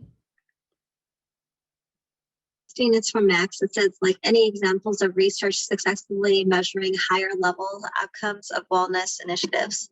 And I think that's the biggest problem is we have a lot of the pre-data that burned out physicians prevent, practice poor, they have more mistakes, they have poor patient care, they have lower patient satisfaction scores, but none of the wellness interventions have come through and said, okay, well, we've now fixed this and it's associated with this. Like nobody's done that lab study where it says we did the training and now people are, getting less blood line infections. And they do a lot of, okay, well, we've improved the MASLC burnout scale, we've improved the well-being index, we've improved that, but nobody's really done that so far. And I think that's going to be the really big next step for all of this.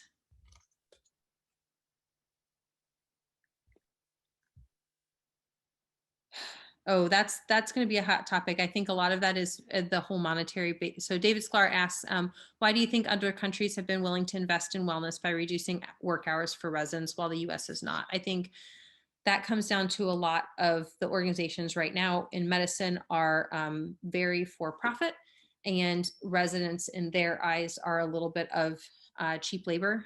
There's also the difference in that residency in emergency medicine in the US takes 3 to 4 years. Whereas residency in most other countries takes a lot longer between medical school. And then, for example, in England, you do your foundation years. And then once you get a placement, it's going to be at least another 5+ years before you finish. So yeah, in Canada, it's, I think, 5 years, Teresa? But still, I think some of it has to do with, we're talking about a for-profit healthcare system in the US versus generally a national healthcare system in other countries. So,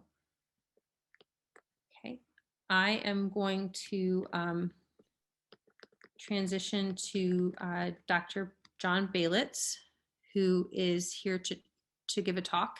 So as he put it, he is a good friend and basically a former coach of mine from when we were both at Cook County. He's currently the academic vice chair and a professor of emergency medicine at Northwestern University Emergency Medicine. He's been an active contributor to the MedEd community through his work at CORD, SAEM, and ASAP. So, John, please feel free to go. Yeah, thank you for Christine for the opportunity to speak. It's really a pleasure to be here and be learning with everybody again today.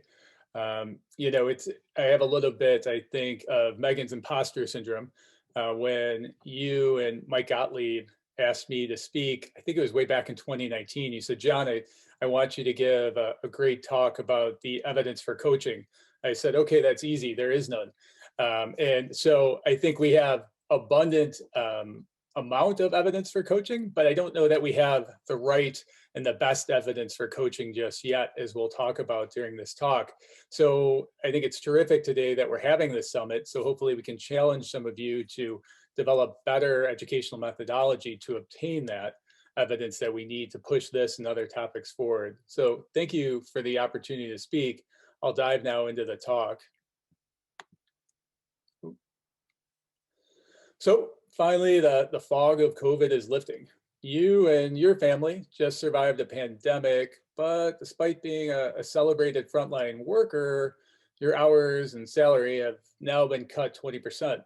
At the start of this evening's shift, there's 30 patients in the waiting room and 30 more waiting for beds at your academic medical center that's now trying to play catch up. And oh, now you have to teach that new EM intern. And she just found out that she may have a really tough time getting a job in 4 years. So now more than ever, perhaps we all need to better connect with our trainees and perhaps our own joy as clinician educators. So over the next 20 minutes or so, I hope to inspire all of you to bring the joy of learning back to the emergency department by applying today's coaching principles and frameworks that we'll talk about. I have no financial disclosures, but actually I want to disclose that I'm here because of two great clinician educators who coached me and everyone on their teams through the AIDS pandemic, and likewise, really confusing times. Dr. John Clark was a literal giant at Feinberg, and Dr. Billy Adams was literally half his size, but she coached with all of John's grit and more at Cook County. Inspired by these two legends, coaching in emergency medicine became one of my passions. So in the coaching vernaculum, our learning goals for today will be to help you begin to answer these three interwoven questions for yourself. Why coach? What does coaching really add to my teaching and mentoring? And how can we get started on tonight's shift? So what is coaching? Let's start with a bit of a thought experiment. As you read the following slide, replace the words coach with your role as faculty or senior resident and the word coachee with your trainee's role.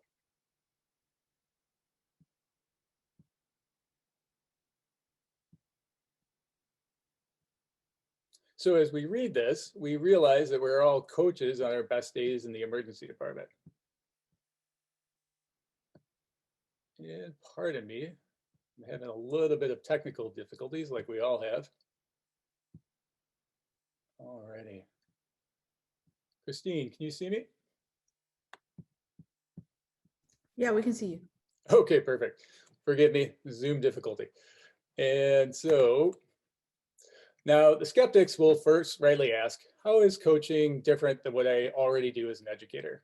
Well, teaching is still too often driven by the agenda of the teacher with the goal of imparting knowledge at a convenient time and place to reach the largest number of students, most often in the lecture hall or now online like all of us are now. Mentoring is best driven by the mentee's agenda with guidance provided by the mentor, often in the office and demonstrated in multiple studies to improve career and project success.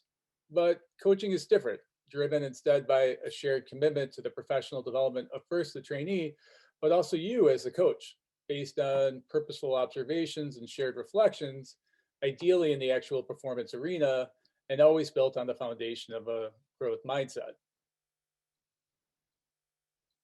Now, many are familiar with Atul Gawande's 2011 New Yorker article titled Personal Best. Top athletes and singers have coaches, should you? This landmark article finally ignited the rise of coaching in MedEd. with the growth mindset, Atul described how he hired a respected colleague to observe and provide coaching on his surgical technique. But fun fact, Atul later shared that his coach's best advice was actually that he talked too much. He spent 90% of his time talking at his team and his patients. So in addition to now being a better surgeon, Atul spends almost 50% of his time just listening. Likewise, the coaching literature started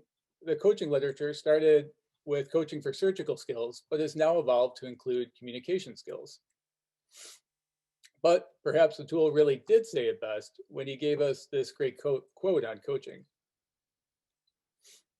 Since Atul's article, Watling, a Canadian neurologist and clinician educator, has explored coaching in his papers and now even podcast. And one of my favorites, he interviewed MDs who identified with a coaching style of teaching, MDs who are also sports coaches, and sports coaches at his university in order to define the fundamental principles of coaching across seemingly divergent domains. Summarized now for this short talk, first and always, encouraged by example, the growth mindset. John Clark was both a master clinician with his bedside skills, as well as a master educator when sharing his M&Ms. We need to recognize success, but more importantly, share and even celebrate failures, as Megan talked about, as opportunities for real growth in medicine. At the start of every session, deliberately establish the coaching relationship. By spending just a bit of extra time with every trainee, Billy Adams continuously developed coaching relationships with everyone. And whenever Billy walked into the emergency department, the entire room stopped and smiled. It really takes just a few kind words to create the psychological safety needed for real adult learning, even in a crazy emergency department. Find just a bit of time to observe, reflect, and provide real coaching feedback. Both Billy and John were always curious, pausing in the hall to ask that really great question to create trainee-centered learning. As described by Watling and now so many others across specialties, coaching in the clinical arena better meets the needs of the adult learner. Coaching creates relevant, experiential, problem-based learning that's directly tied to our intrinsic motivation to serve our patients. Furthermore, coaching creates the time and the space needed for individualized learning and standardized outcomes required in today's world of competency-based medical education. Now, skeptics have labeled coaching as simply a better way to teach and give feedback in the moment. You are correct, but is that a bad thing? Or does coaching finally provide the familiar framework that medicine has been seeking for decades and now needs more than ever in today's confusing world? So summarizing the literature now, on one hand, in 2018, we learned from Lovell's team that although there were essentially no coaching papers prior to 2008, there have been nearly 1,000 articles since then. In their review of the 21 best papers, early evidence for coaching was also noted specifically for Atul's communication skills and now even resilience skills. On the other hand, in 2019, Mackenzie and Teresa Chan, who also just joined us today, thank you, Teresa, for jumping in right before my talk, I appreciate it, made this talk a whole lot harder to give. Their team completed a smart, structured review of both mentoring and coaching for residents and attendings, published in Academic EM Education and Training. Over 3,500 articles were identified and 186 reviewed in detail. The majority mentioned both mentoring and coaching, again, creating a sort of definitional fuzziness, similar to that early wellness literature that Christine just talked about. The best studies, again, are from the surgical fields, and as of yet, there's no clear empirical evidence for coaching in emergency medicine. Ouch. But bottom line, we need better research. So I challenge you all to do that today. But as we often say, does this current lack of evidence necessarily now equate to an absence of benefit, or is it just consistent with other early med ed literature? So the Royal College has again led the way and embraced coaching in their new competence by design efforts to implement competency-based medical education across Canada. The model includes both coaching in the moment in the clinical arena that we're talking about now, as well as coaching over time during residency training.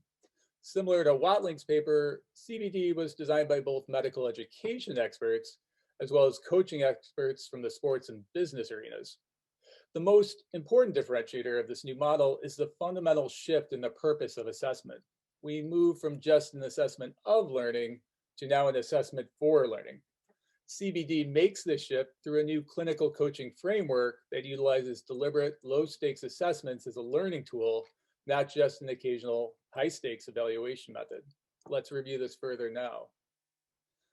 So, just like Dr. Clark and Dr. Adams, the framework again begins with establishing educational rapport required for the coaching relationships. Next, expectations are set in the form of learning goals by the trainee and guided by the coach. We're creating that individualized learning every single shift. Observe the trainee's work. This is where we all too often fall flat in today's computer-heavy arena. We tragically get trapped off the main stage of real patient care and EMR charts and UpToDate. Next, have a real conversation and coach the trainee on what was just observed. And lastly, record an objective summary of that teaching encounter. Most important question is, how can we really coach in our crazy ED on tonight's shift? So working in 2 busy level 1 trauma centers in Chicago, I've experienced firsthand how coaching creates better teamwork, active learning for trainees and myself, and improves the quality and often even the efficiency of patient care. Let's review now a sort of best day coaching plan that applies this RX-OCR framework even to your crazy ED shift tonight. So get started with your team's warm-up by authentically creating that rapport needed for coaching. For the students, it's the easy one. It's simple. Hey, I'm Dr. B. Welcome to the team. What's your name?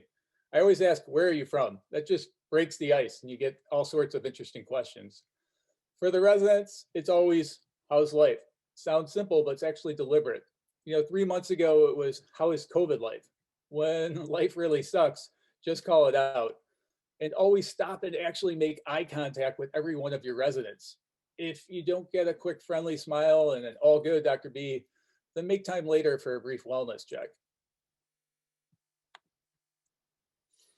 But the coaching really starts for me with just one piece of paper.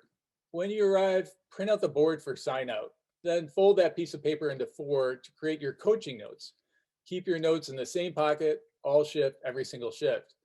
Once we have that rapport and our names on the coaching notes, it's now time for setting expectations. Ask each trainee their learning goal for the shift. This establishes from the start the importance of everyone's learning, even during a busy shift in the hours ahead. Adjust the goals carefully and even your coaching strategy to the trainee's level, the volume in the ED at the time, and the patient acuity, as we'll discuss next. Write the learning goal right next to that trainee's name. In the first quarter of the shift, or anytime volumes are low, directly observe an entire H&P. Yes, I know I said an entire H&P, but it's amazing what you can learn by observing even a PGY4. They will oftentimes just make you a better doctor. And these early observations of juniors will help you determine that trainee's entrustability, becoming actually time investments for later on when the pace picks up. Take notes, just jot down positive and negative. Keep it simple, particularly regarding that trainee's learning goal for the shift. POCUS is another passion of mine, so I never miss a chance to do an ultrasound. These moments to sort of play your shtick improve both your residents' learning and even your patient satisfaction. And even those simple procedures provide the perfect time to polish up on your coaching skills, and sometimes maybe the only thing that your trainee remembers after that shift. As that second quarter volume now picks up for your team, then just move to key portions of the history, physical or that simple procedure. Stop in and watch that PGY3, throw that first stitch to approximate the vermilion border. Ask medical students and junior residents to present at the bedside. Now, everyone who trained before the iPhone just nodded and said, yep, that's what we did when it got busy. We just got back to the bedside. But everyone who grew up with devices in their hands are now absolutely horrified. But the literature shows that patients actually really appreciate being the center of attention in their own care. The patient does not think less of anyone if a finding is clarified or a plan is updated. A skilled coach will not embarrass anyone, and the trainees will learn a great deal from observing how the clinician educator quickly clarifies even a sometimes awkward presentation. Again, scribble down a couple of notes. As the second half tidal wave now begins to roll in, learn to surf. Now that you have hopefully begun to establish everybody's entrustability, switch to indirect observations. Run the board with your seniors and that lonely medical student. Keep it quick with updates only, but ask a few questions and drop a few pearls. Tell your juniors to play the dispo game, opening with the anticipated final dispo and committing to their plan from the start to help the trainees learn to filter the signal from all that noise going on around you. Review those important notes right away for that key EM differential diagnosis, particularly on any critical care or high-risk cases that come in. When a really tough question comes up for the team, send that medical student who just really wants to do something and help the team to find the answer on your favorite phone med site. Then give just a 1-minute talk to the team on what they found. Again, jot down a few notes as you go. Time permitting during the shift and always at the end of your shift, stop for a two-way coaching conversation. Take out your coaching notes. That's why I kept saying take notes. And open with, let's stop for feedback. Our trainees often don't even recognize when feedback is being given, so stop and signpost your feedback. But before diving into the first negative scribble, open instead with, I'm curious, why did you? Understanding the frame of the learner is the key to providing Billy and John's impactful coaching instead of just another teaching diatribe. With this framework, give great coaching feedback. This was the observed behavior, the impact of the behavior, and an alternate behavior. Then ask the student how they will work to improve for next time. And another fun fact, we are actually really bad at self-evaluation. You will need to give specific advice on how to improve. At the end of every shift's daily debrief, finish by critically evaluating your own performance as a clinician educator. Then ask for just one thing that I can do better to support your work and learning next time. Even at the end, be an example of the growth mindset, actively seeking out and then learning from their feedback too. Finally, utilize these notes to record your coaching conversation. Now you have a whole lot more to type in than just great job, keep reading. Your clinical competency committee will have a much better mosaic of each resident's growth over time. The last question to consider is, how can we help other faculty become coaches too? Fortunately, in her outstanding article, Orr describes a faculty development program for coaching. And you know what educational modality they used? You guessed it, another long series of online lectures. No. Just kidding, that would be such a bad ending to this talk. Orr instead describes how even 2 attendings or senior residents can team up for peer-to-peer learning. So next week, start collaborating with a respected peer. Make time to observe how your peer coaches in the clinical arena interact with their trainees, ideally on that adjacent team.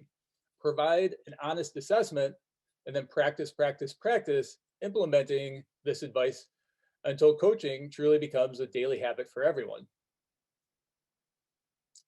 Thank you so much for listening. Sorry about the video mishaps, but so as a fog of COVID finally begins to clear, I hope that I was able to inspire you to start applying today's coaching frameworks on your shifts this evening.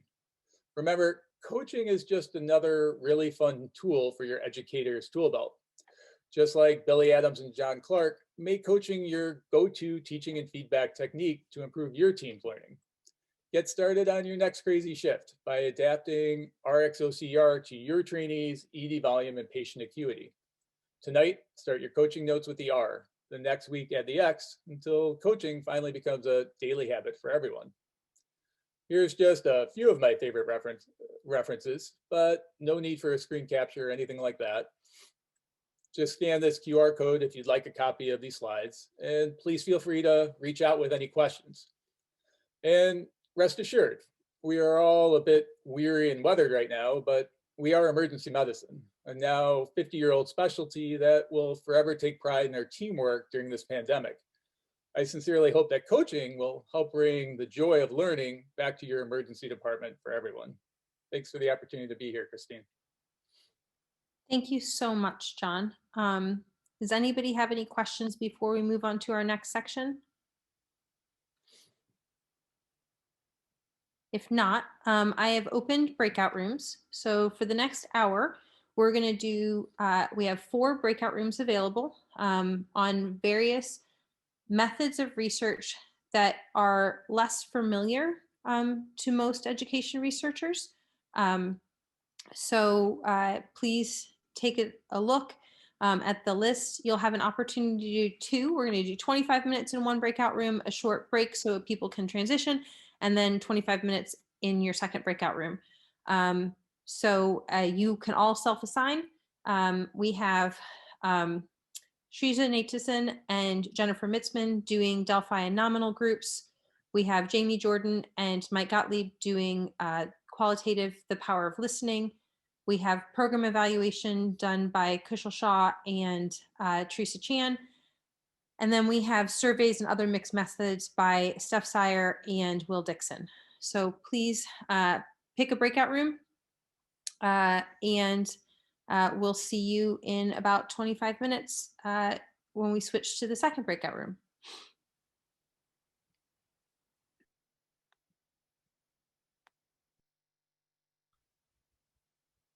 I'm having trouble assigning myself to a breakout room.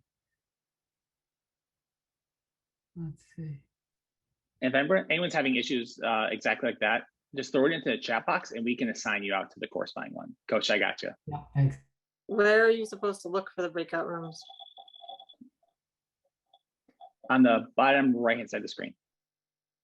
And George, who's from SAEM, so I think he's more one of the.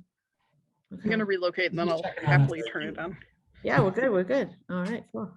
Yeah. Anyway, maybe we'll introduce ourselves a little bit. I'm Teresa Chan. I'm Assistant Dean of Faculty Development and an education scientist, and I'm an emerge doc like the rest of you in my other part of my life. Coach. I'm Kushal Shah. I'm the Vice Chair of Education at Weill Cornell in New York City. I'm a former residency director, so I've been involved in a lot of program evaluations. All right, and maybe Sarah Lynn? Hi, I'm Sarah Lynn Williams. I'm at Vanderbilt University, Vice Chair of Education, and I'm always looking to improve our, as I told Teresa, community of education in here at the Medical Center. Yeah, for sure. Stephanie? I'm Steph Stapleton. I'm Director of EM Simulation at Boston University, Boston Medical Center. Excellent. Okay, great. So this session is really meant to just a deep dive. There's a very small group this time, so happy to have a chat about whatever it is that you want to chat about. But I was going to give my rant. Sarah Lynn heard a mini version of this yesterday, but it's going to do my rant on why do we need to do program evaluation? Because I think I'm inspired by Simon Sinek to say we should start with why. And to me, there's a difference between research and program evaluation. And it comes from, it's like a shark and a dolphin, right? They look similar on the outside, and they have a lot of the same like mechanics, but they're actually fundamentally different. And to me, it's about the ethics and the moral imperative of why you're measuring what you're measuring. In research, you're doing something to people that is probably unnecessary, and then we're trying to see if something comes of it at the end, right? So whether that's a pill or health systems change or whatever that other thing is, so you're like actually introducing something new, right? And that's governed by because of Nuremberg and Tuskegee and all these bad things that have happened in science that are horrendous, right? And so the idea would be that comes from the fact that if we are messing around with people just to find out something new, we should probably have an IRB that governs that to make sure we're not slipping up on our ethical imperatives of protecting people and making sure that we don't do something silly. And that's kind of where that comes from. On the flip side, I think the moral imperative is a little bit different as an educator. So program evaluations are usually for people who actually deliver programs, right? So people who are delivering education or health services, they're doing something because it's the right thing to do based on science and history. They're supposed to do all their needs assessment and, like all the things that you're supposed to do as a residency director or an educator. And so you do all this complex process and then you do something. But in that case, the imperative to measure is different because it's not because we're trying to see if something new, and we're trying to check if this program is worth it. We're trying to check if the cost, the time, the burden on people is worth, is the juice worth the squeeze, as Kush talked about, right? And if not, like there might be other things you should spend that resource on. There might be other things that you should spend your time on. And there might be other things that your residents should just be doing rather than actually doing your endless e-modules like some of our residents are asked to do every year. And so the idea would be that our moral imperative there is that we should study it, because by not studying it, you're actually doing something wrong, which is that you're implementing a big change without learning if it's even effective. And so because of that difference, they are quite a bit different in terms of their underlying impetus. And therefore, I think they are governed slightly differently in all jurisdictions, really. It's some shops, obviously, they're very efficient. So they just put everything through, like you put your program evaluation through an IRB, and then it gets an exemption after they've read it. Some places, I know it's one person from the last group had a blanket IRB for all educational kind of measurement. And in Canada, it's just deemed exempt, but I still have to send them like a project outline. And usually a protocol, just because they want to make sure I'm not dabbling into research. And so I think that the difference is that is very key, but I'll kick it to Kosh to talk about the anatomy of what he thinks is really important when you're thinking about your studies, individual ones.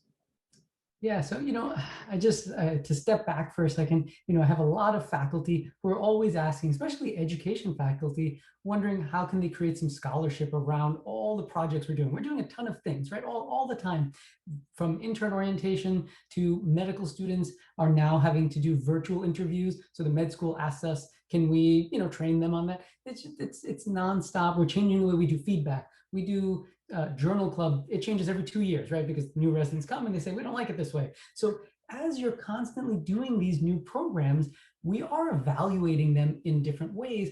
So why not convert that to scholarship? We should be writing about all of these things. And so the way I think we should be doing this is, I'm going to share my little thing here. Hang on. There we go. Let's do. All right. So we need to add a little bit of rigor and to any kind of program evaluation that we're doing. And there's only a few steps to it. And I could have made it 10 steps, but I decided to make it just 5, just so it's more digestible. But there are some layers to it. So the first one is, developing a good question. And the first thing you have to ask yourself is, what's the significance of this intervention or innovation? Why are we doing this? So when we're trying to we'll use the example of training medical students for a virtual interview. Why are we doing this? Do they even need it? So yeah, we'll set aside the whole idea of needs assessment, but let's say the med school says you got to do it. Are we trying to make them better at the virtual, presentation of themselves with lighting and things?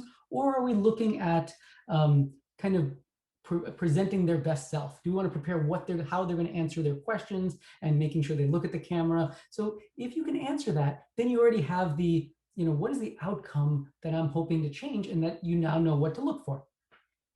Once you figure that out, then you got to, in education research, figure out what is that theory of change. Is it, the Kirkpatrick system that we, we'll talk about? Is it the logic? No, not the logic model. Are we changing? Are we trying to bond with these medical students? Are we trying to get to know them better through this intervention? So whatever that theory of change is, you should know what that is. And then got to do the lit search, because it might have already been done. There might, academic EM education and training is doing some great publications. They may have just accepted something on virtual interviews, and then you may be out of luck. But maybe not, because you can always build on top of it. You might have a different group that you're working with. So there's always a twist that you can do, but you have to know what's out there. Then the next part, I think, is a little bit trickier of, kind of what's the methodology that you're going to use. And I'll tell you, I'm trying to look at a head CT checklist / template that I want our residents to use when they pull up a CT. And I couldn't figure out a good way to evaluate this. And so I went to my research folks and found out that they have a meeting every month called Works in Progress. And you get to present your idea and they give you some feedback. And it was awesome. I went there, and in 15 minutes, they had no idea what my topic was, but I told them about it, and they had all sorts of great ideas. And I walked out of there in 15, 30 minutes with a much clearer plan of what my metrics should be, how I can, look at these things so that it's going to be some valuable, output at the end of this. The next piece is you got to have a good data collection instrument. And, having a validated one, which again is a very soft term, but if you can find some literature that uses an instrument. So there are, for example, with this, there are head CT templates or checklists that are out there, but the radiology colleague I'm working with doesn't love it. So he wants to tweak it a bit, which is totally fine. We're allowed to do that because we're adjusting it to our environment. But then we should kind of roll it out a little bit. So kind of pilot it with a few people to see if it works, because it's newer and we want to make sure that it's clear. And the only way to know for sure, even though it seems perfect to you, because when you dive deep into something, you can't see that it's not even a full sentence. So piloting it is really important. And that's probably the most important stuff I wanted to talk about. But then I do want to mention this, I think has actually been really valuable for me, which is identifying the journal that you think you want to publish this in, and maybe even finding a similar article. And if they're describing a new policy that your department just put out, and if that's what your project or your program is, use that as almost a template to write up your article. So I think that it's important to know which journal. And then, of course, you got to do this. Identify your team. Who are the other participants? Having a statistician is totally key, because they're going to help you with, your metrics. Is your Likert scale going to have 3 points in it, or 5 points, or 10 points? They're going to help you, with your power analysis and things like that, if you need that. And then finally, at least at my shop, we do need IRB approval. There's no way to get around it, but we are working on a path to potentially have education research submitted in a different way, but we're not there yet. But I think this is a nice anatomy of looking at a program evaluation. I'm happy to take questions as well. Mm-hmm. All right, so the next little bit of the presentation, we're just going to talk really about the idea of program evaluation frameworks. I'm going to mention kind of 4, and then we can deep dive into any one of the 4. There's tons more than 4, but I figured 4 of the most common ones based on what's been published in AEM education and training lately would be a good start. So, so one of the famous ones is the logic model. And this one, it's so logical. It begets the name for sure, right? Like it harkens to that. Logic model says, like, as an educator, and it comes from the education tradition, so it's very much built for educator. So logic model says, what are your objectives? Okay. And then you have your intervention, and then it says, okay, so after those objectives, did you achieve them, right? And so it really comes in to say, truly, what were your objectives? There's the black box of the intervention, and does it map to then the outcomes that you actually intended to affect, right? And then there's also a measurement usually and pivots to helping you see the unintended consequences as well. So that's the nice thing about the logic model. It helps you try to figure out like what worked and then what didn't work, because it gave you an unintended consequence, or it didn't actually flow through to an outcome that actually you could measure. And so it tends to be very quant based, tends to be count up how many people then placed central lines properly and did the new checklist for the CT head. Like, it is very logical. And it's very simple, because it's basically check to see if you achieved the goals that you set forth in your curriculum. Very linear. And the next one is, they love triangles in medical education. So the Kirkpatrick framework is usually represented as a triangle. And I don't know why, but I think it has to do with like how many studies are done at each level, because we all do evaluations, and that's the base. That's the level 4 is usually the bottom of the triangle. It's like, okay, did you like it? What was your experience? Like, it's kind of like when Uber, you drive an Uber driver around, that's Kirkpatrick level 1. Like, they'll like the guy, right? Like, right? Or, right? And so that truly is Kirkpatrick level 1. Kirkpatrick level 2 would be like, would be what we see a lot with like knowledge-based kind of intervention. So classically, I know that Sarah Lynn is a toxicologist. So for instance, I did a study where I gave people toxicology like content via like a FOMED resource. Like, we made some podcasts about toxicology, and then we gave it to med students, and then we did a pre-post test of different questions, but like generally speaking, different questions about content, and that would be an example. So basically the idea would be, did people learn toxicology? Very logical, right? And that's Kirkpatrick level 2. So at MCQ, there was a delta, and for the people that dropped out, we assumed they had the same score, and so we did like an intention to teach analysis and all fancy stuff like that, right? So that would be a program evaluation of a podcast series, right? The next level after that is behavioral change. So for instance, if in my let's talk about central lines, or no, let's talk about Cush's checklist for CTs. So, we do the teaching module, we do some sim maybe with CT head checklist, and then a month later, we audit every single EHR CT head to see how many times people mentioned the checklist in their note or calculated a score, right? We've seen this with the central criteria. We've seen this with other things, right? We intervene and then we check to see if there's some kind of behavioral change.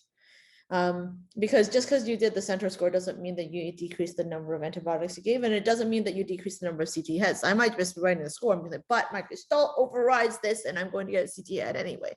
And so level 3 means that at least they did the score, at least they did the thing.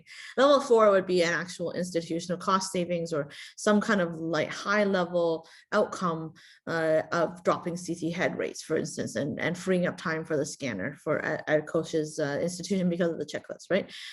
Dropping rates of cancer distally, it would be huge. But or for instance, in some of the in situ simulation, because I know Stephanie is a sim expert, with some of the PEDS cardiac arrest, pre-arrest in situ sim, they've shown outcomes, mortality outcomes, which is the highest order for pediatric patients in those centers where they have done regular in situ sim, which is super exciting.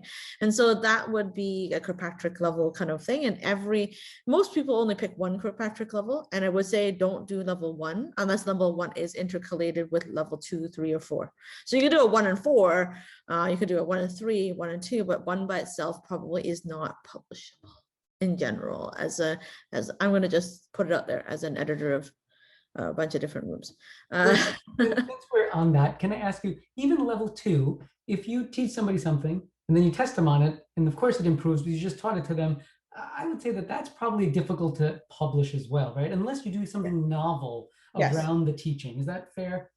So if you did an interpretive dance intervention and showed that everyone was somehow a better communicator afterwards somehow in some other, like a sim or something like that, then I would be excited as an editor of a journal because of how the interpretive dance part is novel and special. But I would probably see those level of evaluations be more in the innovation report series. And if it was just another textbook being thrown at people, it would not be the bar. So I think that for really innovative educational stuff, we will cut you some slack, right? If your evaluation is not as high order, right? So academic medicine published like our paper about like Allium Connect, for instance, because of it's coming out soon, shortly online. It's online first, but like the nice copy is coming out soon. And the idea would be like we connected like lots and lots of residency programs in the US, and we used the REAIM framework, which I'm going to talk about. But like it wasn't like we needed to prove outcomes because we knew the academic conference is never going to have like hard outcomes, not after 1 or 2 interventions, right? But they were more interested in the playbook by which we achieved it and did it for little to no cost, as opposed to the fees that we pay for other conferences, let's say. And so that's the idea. So that's Kirkpatrick. I think Realist is another one that I really am taking a liking to. I've only done it once before so far, but it comes from a more social sciences lens and tradition. And so I like it because it helps me understand the whys and the hows.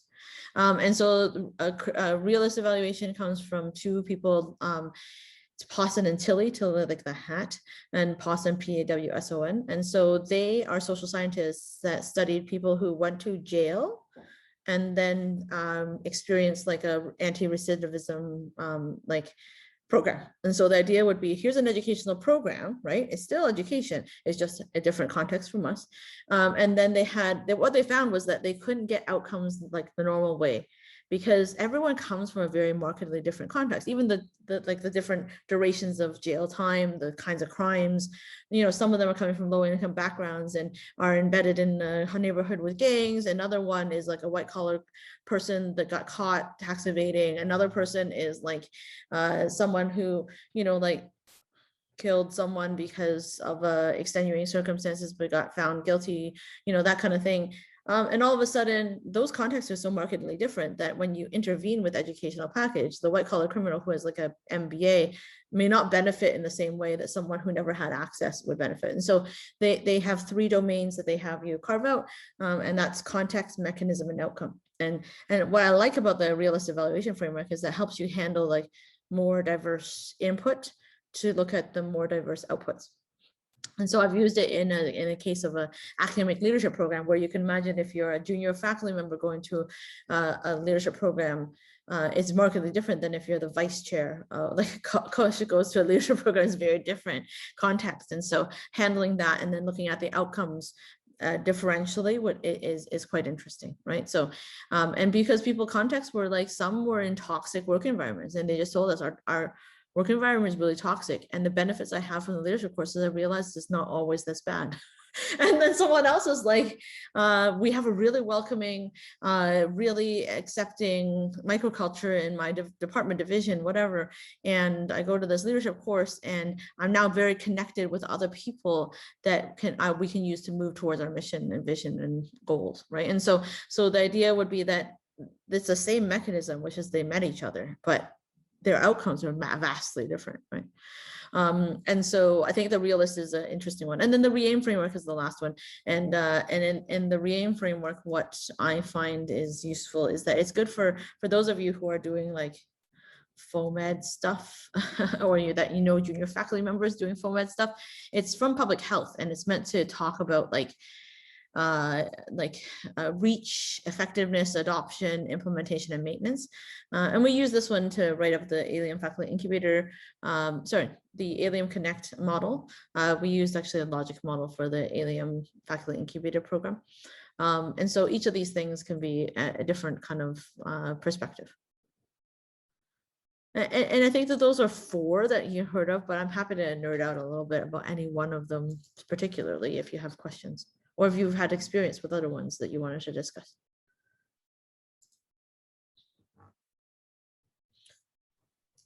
Hello, Shelley's phone. Welcome.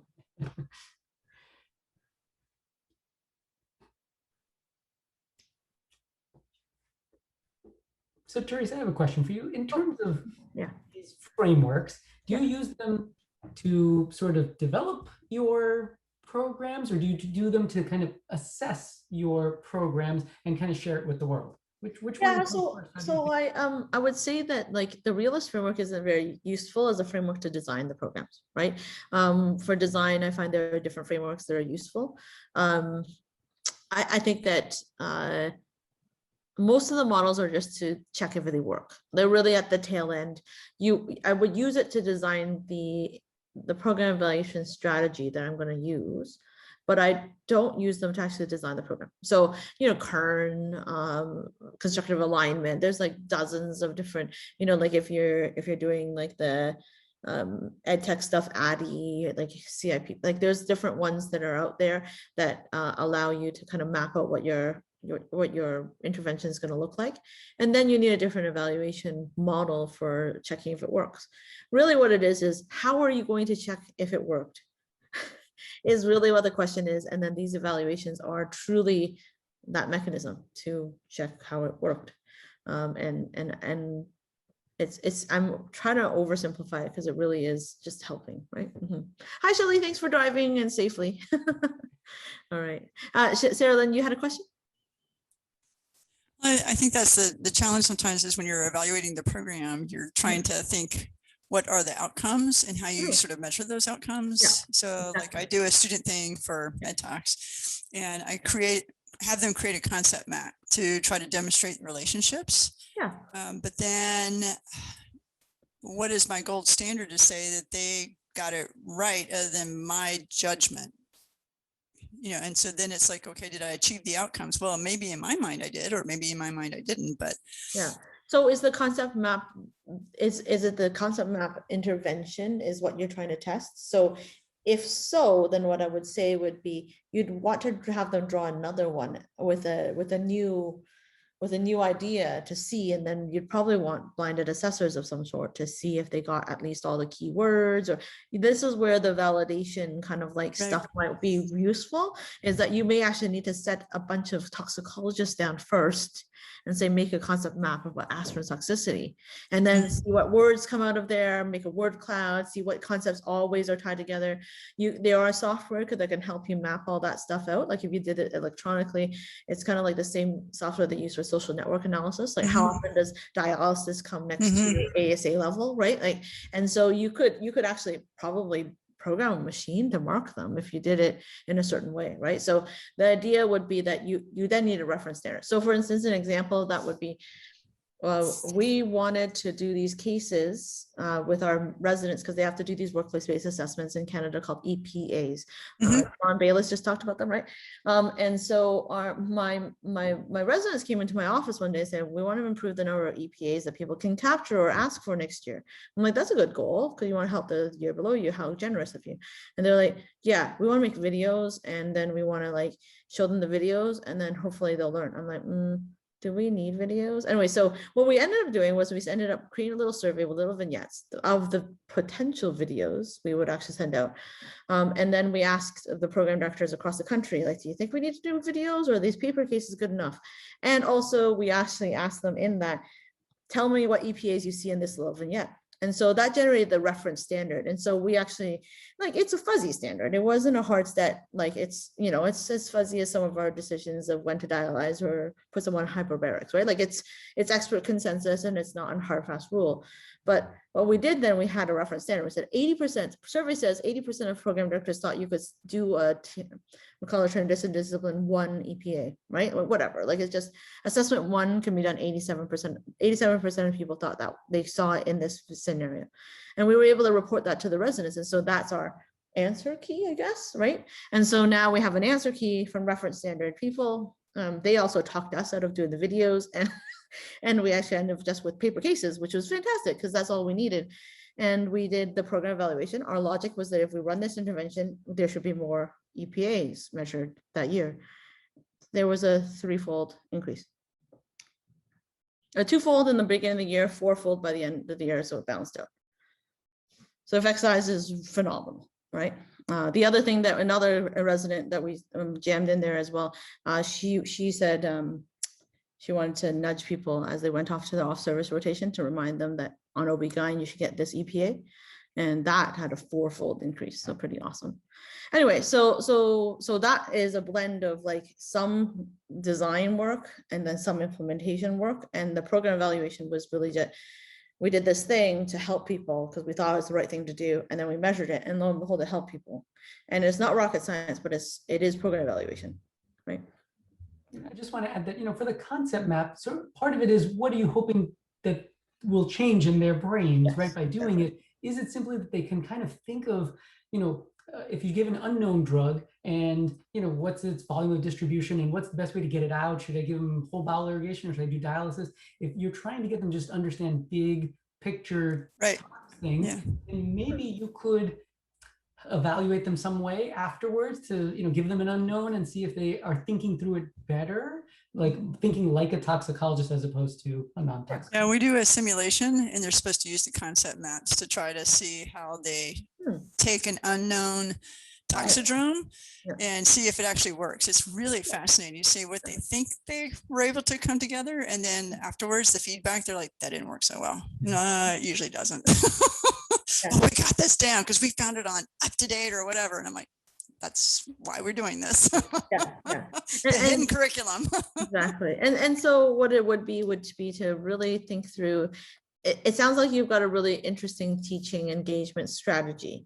The question is whether or not there are outcomes that in this case are measurable, or if there are things that you just want to get their experiences. And so a realist framework may actually work better for you because it's more qualitative. You want the students to give you golden quotes like, UpToDate is not what I thought, as useful as I thought, because UpToDate doesn't help me filter through all the symptoms and think through what toxidrome.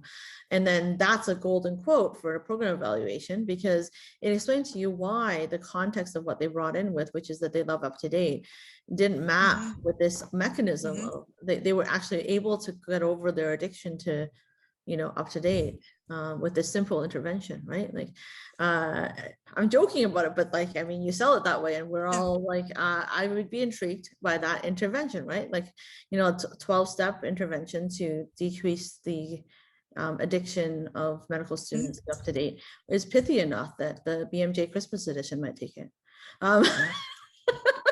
Yeah, anything I can do to get Wikipedia out of the discussion and up to date. And I do it to my residents as well, because I give them questions and say, okay, take your phones, find the answers, decide And so, what for you want to instance, do. what good for you to know is that we actually made a little tool that is for assessing trainees' use of knowledge translation tools and stuff like that. So I don't know if I have your email, but I'll type you mine and then I can send you. It's on the Alien Library, so it's not like you can't find it, but it might be easier for me to just send you a screenshot of the one tool. So that would be one thing. So you could then have someone, let's say you record, you know, maybe with Stephanie's help, you record all the sim sessions, and then you could have someone like Stephanie who is at arm's length and doesn't know what the intervention is. Is this a group that did the mind maps first, then the sim, or the sim then the mind maps? Now you have a little bit of an experiment, so you might have to go through IRB, but then you're also doing the same thing anyway, so it doesn't really hurt anyone. And then you could have a blinded assessor look and see if they use the right tools, right? So that would be another thing, right? So there's lots of cool ways you can go about this. It's kind of fun. I mean, that the fun of it is that, right? Yeah. So Well, I've got my email there. We do Stephanie's got something, her we email want to there. make sure we're doing a change versus just, well, a lot of people like to fluff. And I'm like, but are you doing anything? You got it. All right, we're gonna go back to the big room. So All right, thank you. Chat with you. My email's there. If you want to copy it, you just have to click on it, and I think the ... you can copy it. Okay. All right. Bye. So it is 4 o'clock. We are entering our last session of this. Super excited to have our amazing panel. So the concept of this one is bringing it back home, productivity hacks for the busy clinician educator. Effectively, everyone's so busy, right? We have all these competing demands. How do we figure out how to actually integrate in education research in this? We spent a lot of parts of today learning about different aspects about how to approach, the failures and how to move past them, different areas that are future directions for research, and all the really amazing ways we can go with that. We talked about different research methodologies. So we have all these tools in there, but how do I actually integrate this into my daily practice? How do I start doing this? So we wanted to bring in these amazing experts. I'm so excited Teresa Chan's joining us as well. We have our team here, and I'll have everyone kind of introduce themselves and do a quick kind of intro to just like who you are and like what maybe you could say like kind of one of the reasons that we picked you because of your experience. So I can start with myself to kind of lead it off. I'm Mike Gottlieb. I'm an associate professor of emergency medicine. I serve as an editor for AMENT, Annals of Emergency Medicine, American Journal of Emergency Medicine, Western Journal of Emergency Medicine, and social media for academic EM. And I'm going to be kind of hosting this piece of it, and I'll pass it along next to Susan. Hi, I'm Susan Promise. I'm the professor and chair of emergency medicine at Penn State. And I'm also editor-in-chief of academic emergency medicine education and training. And I think that's why I'm on this panel. So happy to be here with you guys this afternoon. You're on this panel for so many reasons. Only the good ones, I hope. and I'm gonna pass along next to Ann Messman. Hi, everybody. I'm Ann Messman. I work out of Wayne State University School of Medicine in Detroit at Detroit Receiving and Sinai Grace. I'm the Vice Chair of Education for the department and the Associate Dean of GME and the DIO for the Wayne State School of Medicine. Amazing. So many amazing titles in there. Yes. And I'll pass along last to Dr. Teresa Chan. Hi, I'm token Canadian. My name is Teresa Chan. I'm at McMaster University in Hamilton, Ontario, just outside of Toronto. And I am the Assistant Dean of Faculty Development. I'm an education scientist in our McMaster Education Research Innovation and Theory Unit. That's a lot of letters, but it spells merit. And it's a pleasure to be here. Who doesn't love a good acronym? All right, so we have this going forward. First thing I figured we ask of the group is just get a sense, with all the projects you could potentially do, with all these opportunities, with all the things that, come across our desks and say, yeah, this would be interesting. How do you choose your project? What's some of the criteria that you can say, this is a really interesting project. This is going to be a successful project for me. So I'll start. For me, it's all about something you're passionate about. You have to really like what you're going to do, because sometimes things may seem like it's going to be really simple and it can be extremely challenging. So you've got to have the energy and perseverance to really stick with it. So for me, again, it's what's really interesting. And then I try to do things that I'm already going to be working on. So if it's part of work that I'm doing, I like to kind of align those things. So that's for me. Yeah, I love that. It got to be something you're passionate about, something that's going to, pull you in, because it's a lot of work, right? When we do a project. So is it something that draws you in? That's awesome. What about anyone else?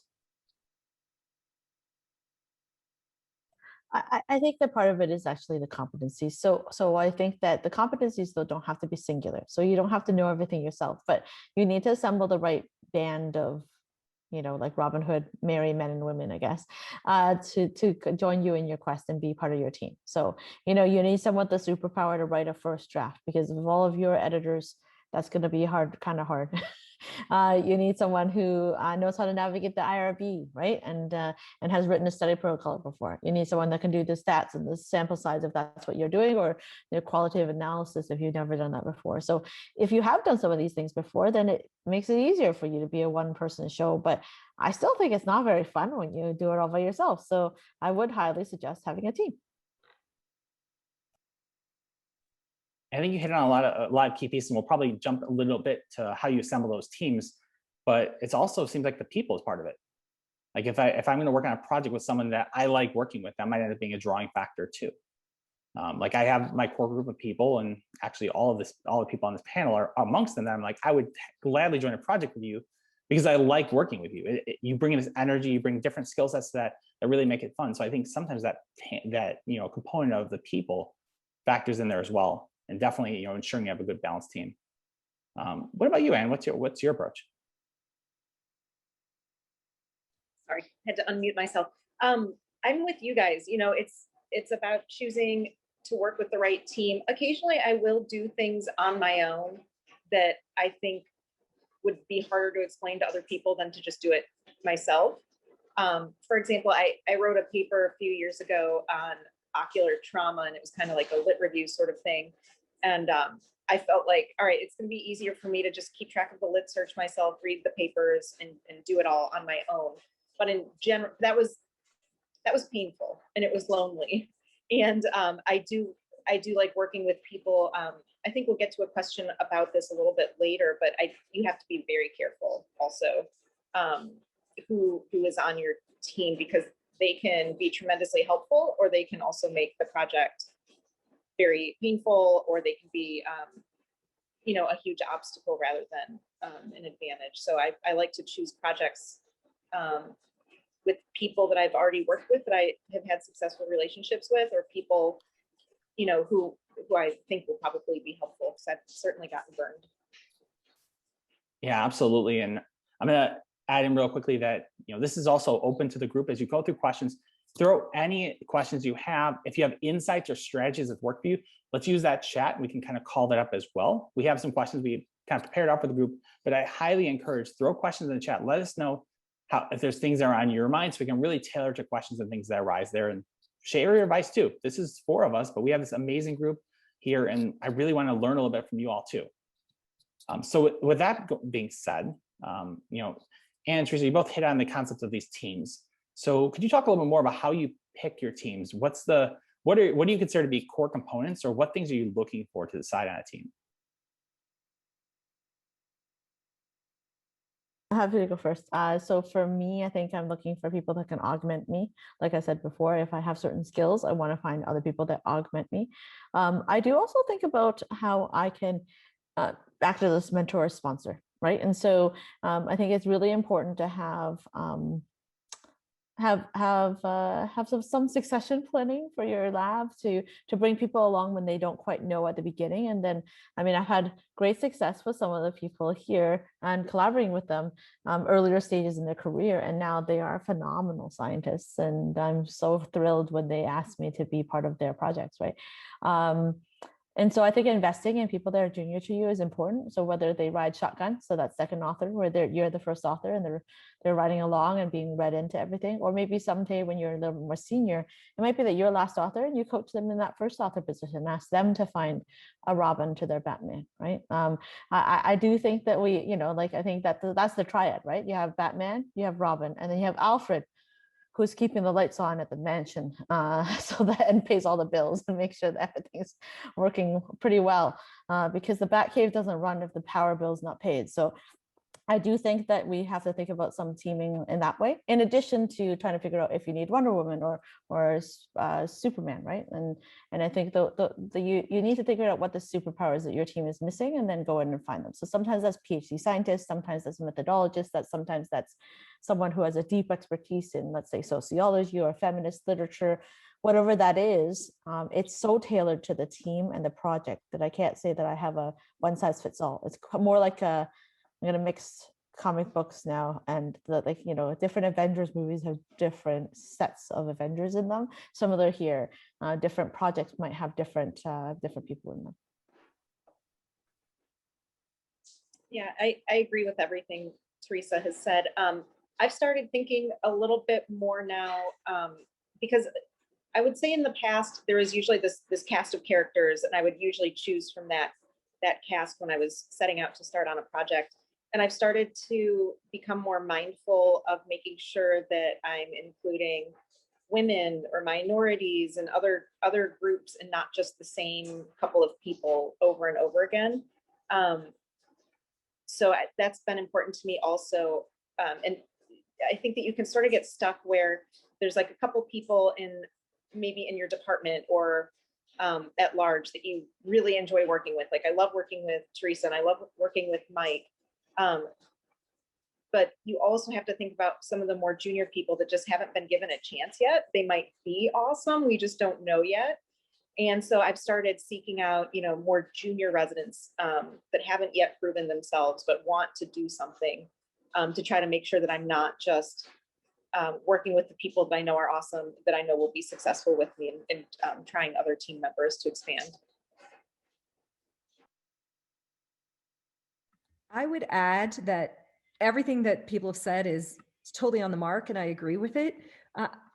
I think if you have the opportunity to have any administrative support when you're working on projects, you should absolutely take advantage of that. I just saw something in the chat, what do you do when you don't have any admin help? And I'm like, oh God, help you, I'm sorry. There are ways to do that, and maybe some people can give some suggestions, but I can tell you, I count on my administrative team to do things. So if I come up with a project proposal and a timeline, I let them do reminders. I send out the pep thing saying, great job, thanks, keep it up, but I let them keep people on task for me and follow up with things.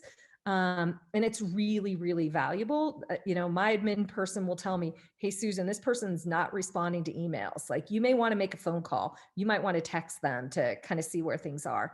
But keeping things on task is important. And I think for me, the way that works best is to have a deadline. And, sometimes we don't make those deadlines, and that's life, but at least you feel accountable for them. Mike will laugh because he's nodding at me, like not making a deadline. I'm so sorry, Mike, I promise, but that's just how it is. Life gets the best of you. And sometimes you can't make what you're supposed to do, but be honest and upfront about that. So. Yeah. Go ahead, Dee.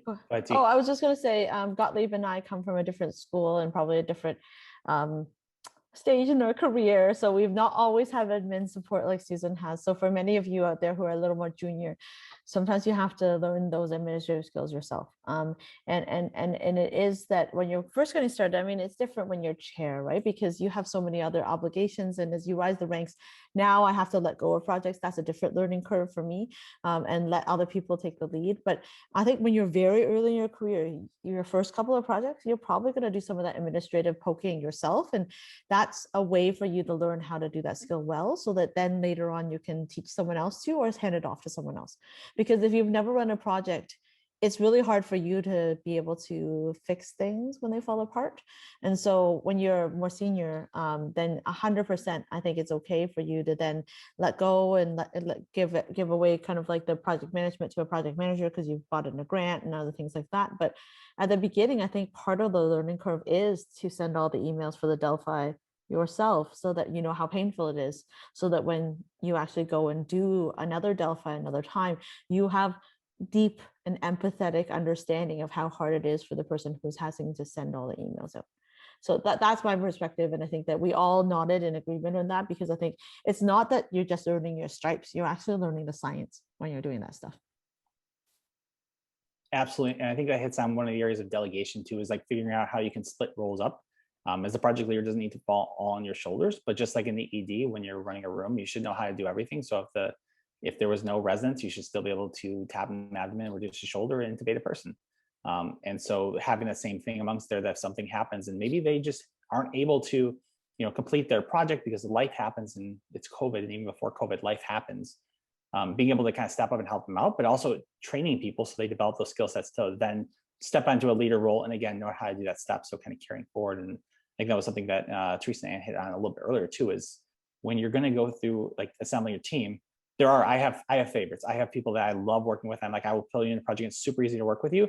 But also, if we want to create the future of emergency medicine, the future of education and research, we have to train forward. We have to identify people that are up and comers or going to be up and comers, and start to work with them. And one of the strategies I found really helpful is this dyadic model. So anytime I do a new project, to try to have 50-50 of experienced and new people, so that you can have, so it's not all new people because that's a lot to do for a project, but it's also not experienced people because then you're creating a project that'll be successful, but you're not carrying the field forward. You're not creating new researchers. And so having that kind of shared piece. I know we kind of touched on a little bit of Stephanie Stapleton's excellent question, which is project management techniques. How do you not drown in these? But let's explore that a little bit more. And I'd like to hear some of your project management strategies of, I would love an admin. Susan, if you want to lend me your admin, that'd be great. But as someone without an admin, like how do we do that? Like what specific strategies have you found successful to balance these? I think you need to set a realistic timeline. And then once you know what that timeline is, you can break it down into individual tasks. Like you can come up with a good action plan about what pieces need to happen when. I put reminders on my calendar for things that need to be done. This is due in a week. Did you do it? And I still have admin support, but I do that myself because that's how I stay on top of things. But I think everybody has the way that they like to do it best.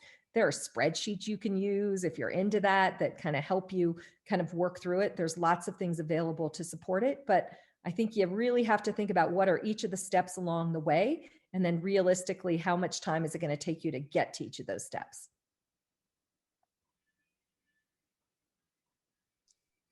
Well, Teresa, and any other strategies on top of that too? I love those approaches, by the way. Definitely echoes a lot of things I do. Sorry, can you just, you cut out a little bit, but I'll let Anne go first and then maybe, yeah. Yeah, so I'm a Luddite for the most part, and I like to actually have a written checklist, and I do this every month and sort of add to it and cross things off so that I know what my deadlines are. I can prioritize like what needs to be done now versus what can be done next week. And I'm a little obsessive enough that I just love that feeling of crossing something off of my to-do list. So that's how I kind of keep track of things. I also don't delete an email or put it in a folder until I've dealt with it and responded to it, to try to just keep on track of that. And I try my best, not always perfect, but I try my best. Like if I can get this done now, then just do it now. Like don't even put it on the to-do list. Just take care of it. And it never even goes on the to-do list, and you just get it done quickly, because I've found that when you're able to get things done efficiently, people really appreciate that, and it makes you a better team member. So if you're going to have to do the thing anyways, like why not just do it now and get it off of your mind and off of your to-do list?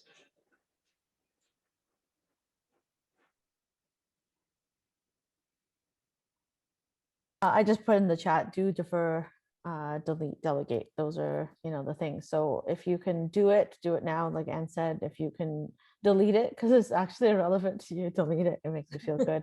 If you can defer it. So sometimes I shift the accountability back. Like, I can't do that right now, but can you remind me? Get back, just remind me again in like 3 weeks time, and I'll take a look at it again, right? Especially when you're not the most accountable person, that's a good way to get someone else to nudge you. Sometimes I just use the email function of snooze now too, that helps. And then delegate. So if it's something that I could ask someone else to do, and it's actually their job to do, or it's something that they wouldn't mind doing, then I'll delegate that. The other thing that I do is I just have a Dropbox folder It's kind of old school again. It's not the most modern tech. People are like, she's so techie. Why doesn't she use some tech solution? I found Dropbox to use this. Every time I have a project, I start a folder. The folders live within other folders. I have like a whole thread that I'll post in the chat that's about my productivity hacks. That's one of them. I just, as a project becomes successful, it moves up in the folder hierarchy from stage 1, which is like, IRB, to stage 2, which is like, like drafting, and then stage 3 is like sending it out for review, usually at Susan's journal, for instance, and then and then waiting proofs and stuff like that. So as we move up, the whole project moves. So I never have to look too hard and think too hard where something is. I just round on like those folders, like they're patients in the ED, right? And they're at different stages, and so it's easier for me to tell, this one's close to discharge, right? And it's in revise and resubmit, right? So if I just get this done, it's off to the races, back out to the journal, right? This one's almost ready to be submitted for the first time. So this is when you're like, just review the medical student and get the labs in. These are the kind of things that I try to do, and it's the same kind of thing that just round on the projects. Then you start off with 3, you might evolve that system to more, and at some point you need to use the same strategies you do as an emerge doc in the ED with rounding on things, so you don't lose track of and moving the mark forward on someone, so that someone doesn't wait for 8 hours for you to reassess them, send them home. Have a system so you can go through all the projects you have. A lot of really great pearls. Oh, go ahead. A lot of really great pearls, I think, in there. I do the same thing with trying to, build a list, keeping track of it. I get a lot of gratification out of just checking something off and being done with it, or just deleting and being done with that. I found the calendars to be really useful, just not only for scheduling things out, but also follow-ups. I can't tell the number of times I send an email to someone and I'm like, I'm waiting for them to follow up, and I know that people are incredibly busy. So I just put in my calendar like a week from now or 3 days from now, depending on that, I'm going to follow up on the email, because inboxes get massively overfilled. And if that's the rate limiting step, that's a really easy thing to fill up, to follow up on, but it's also a really easy thing to fall off your list, because it's not often like a checklist type item. So just trying to that defer piece, I try to make sure I'm at least closing the loop on any of the defer things that are going on there, even if it's just follow up in an email that. And then Kosha put a reference and a link to Things 3, which is a really cool app that can also allow you to do that off the phone. I'm going to pull up another question that kind of links into that, is, when you have, so from Janice Shin mentioned, when you have multiple projects going on, how do you effectively prioritize them? And I know, T, you started to kind of go into that, like how you're grading your prioritization lists. So maybe we'll start with Anne in this case. Like, how do you prioritize your projects, and how do you decide which one should go first or which ones maybe get deferred? So part of it is going to be who's asking me to do the thing. So if it's the chair or the dean asking me to do something, it needs to, in most cases, it's going to need to be done in a more timely manner than if, another faculty member is asking me for a favor or something like that. And I think that's just life. You have to report to your superiors, and you need to keep employed. So they get bumped up almost always. And then other thing, if a pressing due date is coming up, obviously that's going to take priority. If I'm working on something with a team and we have a due date, I think it's really important to respect everyone's time on a team project and not be the late person. So those sort of projects get pushed forward. But then I also think it's important when you have a due date that's like 4 months away. For example, a grant application, the SAEMF grants are due in the beginning of August. It is not smart to start working on that in mid-July. You have to understand what some of your projects, the amount of work that they're going to entail.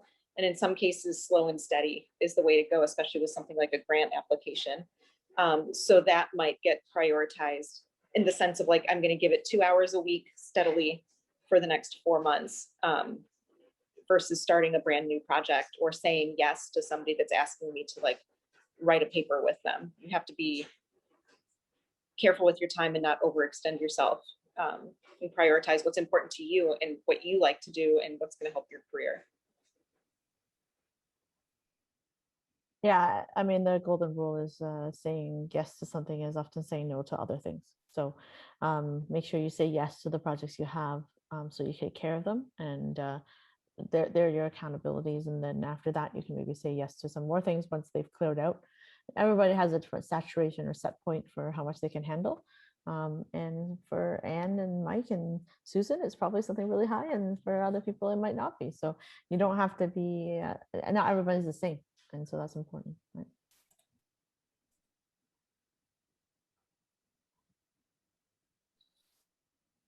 So maybe building on that piece, then let's say you hit your saturation point and you have to unload a project.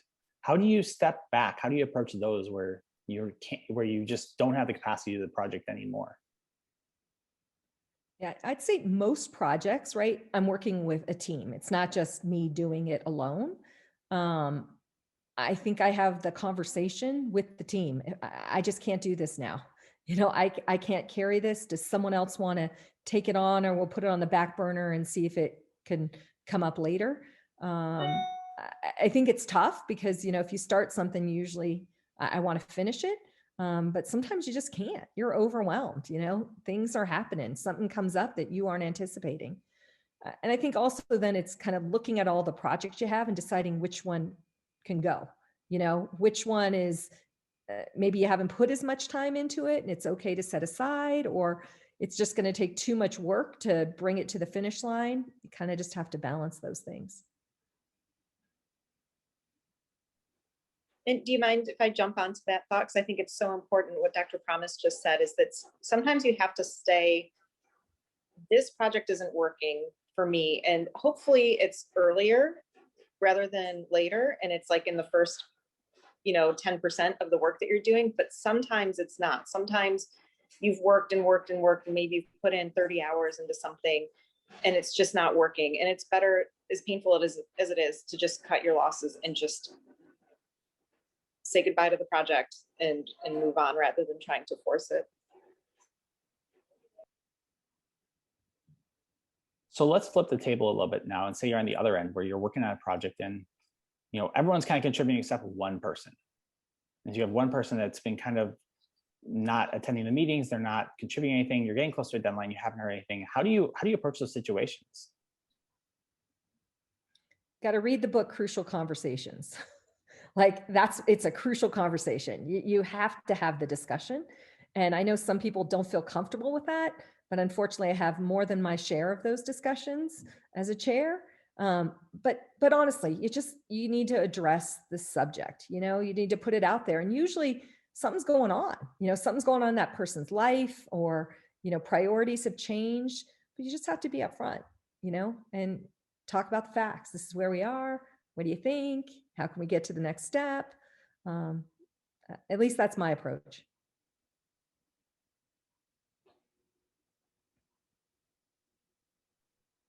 Yeah, I think that's huge. It's having that aspect of communication. And it's really hard sometimes to put ourselves where the other person's shoes are.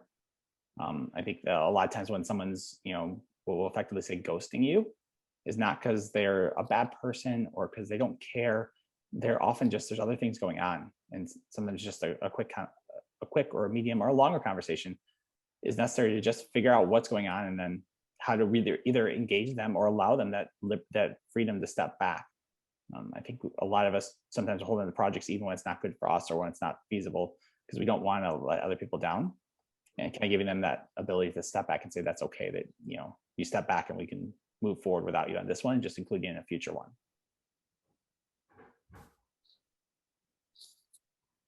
And so maybe building a little further on that piece, when you're going through when you're doing projects, how do you set the tone at the beginning? What's been your strategy to kind of that first level of teaming to get everyone together on the same page? How do you start the project?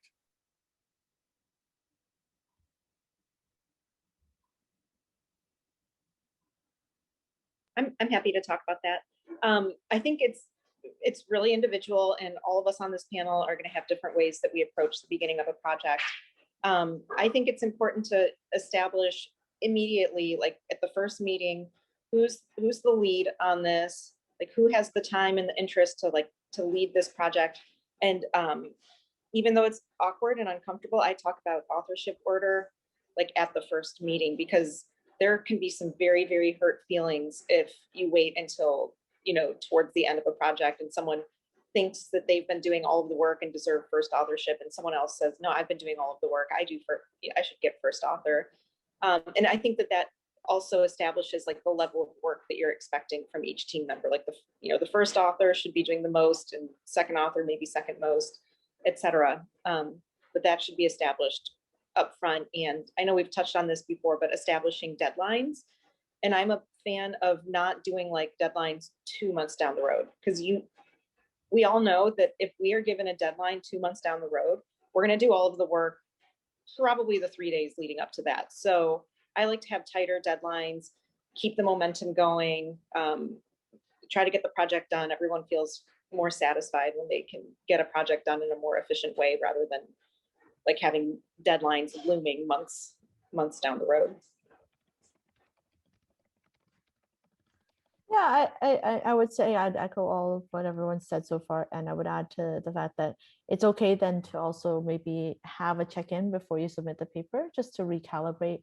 And that agreement that you struck at the beginning, does everybody feel like they've met up to it? I think it's worthwhile having that crucial conversation yet again, one more time, because someone might have faded away and be actually quite generous in being able to step up. I think that if you say like, this is a tentative contract, and then we will look and see if we fulfilled this contract and actually build that into your operations. Like I have definitely cycled people up. I've cycled myself into the middle. If you have an open culture around that, it's a lot easier to have that dialogue if you set it up front, right? So if you said, we're going to talk about it now, and if someone life comes up and we have to change our authorship order, then we'll do that midstream, as Susan points out, like we'll do that. And then we'll have that conversation to make sure everyone's happy at the end, to make sure that we've all said our piece and actually had the chance to have that conversation, right? And having a flat hierarchy there really does help, I think. Yeah, I don't have really anything more to add. I think everything you guys said makes total sense. Yeah, I agree. I think those are so many key points built into there, including the idea of the authorship discussions early and then reassessing into there. I'm a big fan of setting up the deadlines kind of at the onset. And oftentimes I'll do negotiated deadlines, because exactly as Ann said, whatever date you give me, I'm probably going to start working on like right before that date. So if you give me 2 months from now, I'm going to start working on it like 1 month and 4 weeks from now, or three and a half weeks from now. If you give me 2 weeks, I'm going to start on it, a week and a half from now. I'm going to choose around the deadline. And everyone has different life events. So maybe if you have a team that has a bunch of APDs and PDs, trying to do it during July is not great, even though it might be great for us. So having that conversation of like, what timelines work for you? What are the different things in your life or your work that may be impacting this? And then let's work backwards. Like if we have an absolute deadline for an abstract, like I'd say I would definitely want to be in for ASAP, and it's May 21st. I got to be working backwards from there to hit that deadline. But within that time frame, there's room, and you can move it up or down. I usually like to have a buffer. I'm a big fan of having a buffer deadline, because again, life happens, things happen. So whatever deadline I usually give my teams is like 2 weeks before it actually has to be done, because something will happen. But for me and for other people, it helps to do that. The other piece on that is this idea of bolus projects. So, in the ED, when 10 patients come in and they all show up on your pod, that's really not ideal. No one wants to be bolus with patients. And then we go into the research world, we get bolus with projects all the time. People just deal with it like, okay, cool, I have 10 projects all due this week. And we deal with that. And I think there's a lot more room to approach it like we would with the ED, to try to stagger them, than we actually do. Whether that be negotiating our deadlines and talking to our team, or just I create fake deadlines for myself and I just lie on my calendar and I make the deadline. If it's 2 months from now and there's 5 projects all due that week, I'll just move them back and make artificial deadlines earlier, so they're more staggered and it's less overwhelming. Agreed. And I would say that on the flip side, though, some things you can't control. And so, again, I love AAM education and training, but somehow, I know I'm going to sometimes around some conferences, I've been programmed to clear my calendar a little bit, because the decision editors all have a little bit of spare time sometimes. And so they crank out their decisions and you're bombarded with like 3 or 4, things. That happens around AAMC as well. It happens around different high conferences, I think, because academics are doing academic work when they're at conferences. And so I've learned that there's an ebb and flow to some of these things that you can't control, because revise and resubmits, as much as it is like definitely like I don't know, it's like it's a privilege problem, let's say, to have 5 revise and resubmits because that's the only way it gets to accepted, right?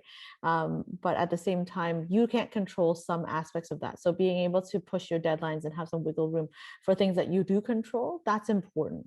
So acknowledging that there are some parts of the scientific process you can't actually calendar because it depends on when Susan hits approve on something. And then it gets sent to me, or it's Anne or Mike, you all are decision editors. So when you get around to reading the 3 or 4 reviews and then making a decision, that's when I get hit with a pile of work. And that the other part of it too is that sometimes I push those too by asking for some compassion on extending the deadline. So we've done it a couple of times, Mike, with a journal or 2 to say we can't get it in a month. Is that okay? Because we have SAEM, and they were okay with it. Absolutely. And I think kind of carrying back to the last piece we said, how do we establish this in the beginning when they're working with a team? But we're in an increasingly digital environment, right? We're no longer doing this where I type out something on a typewriter, I mail it to someone, they do their edits, they mail it back, right? We're in a digital environment. So, amongst this team, what strategies have you found useful to actually do team-based writing in a sense that you can kind of work digitally or in some similar manner to, work across regions?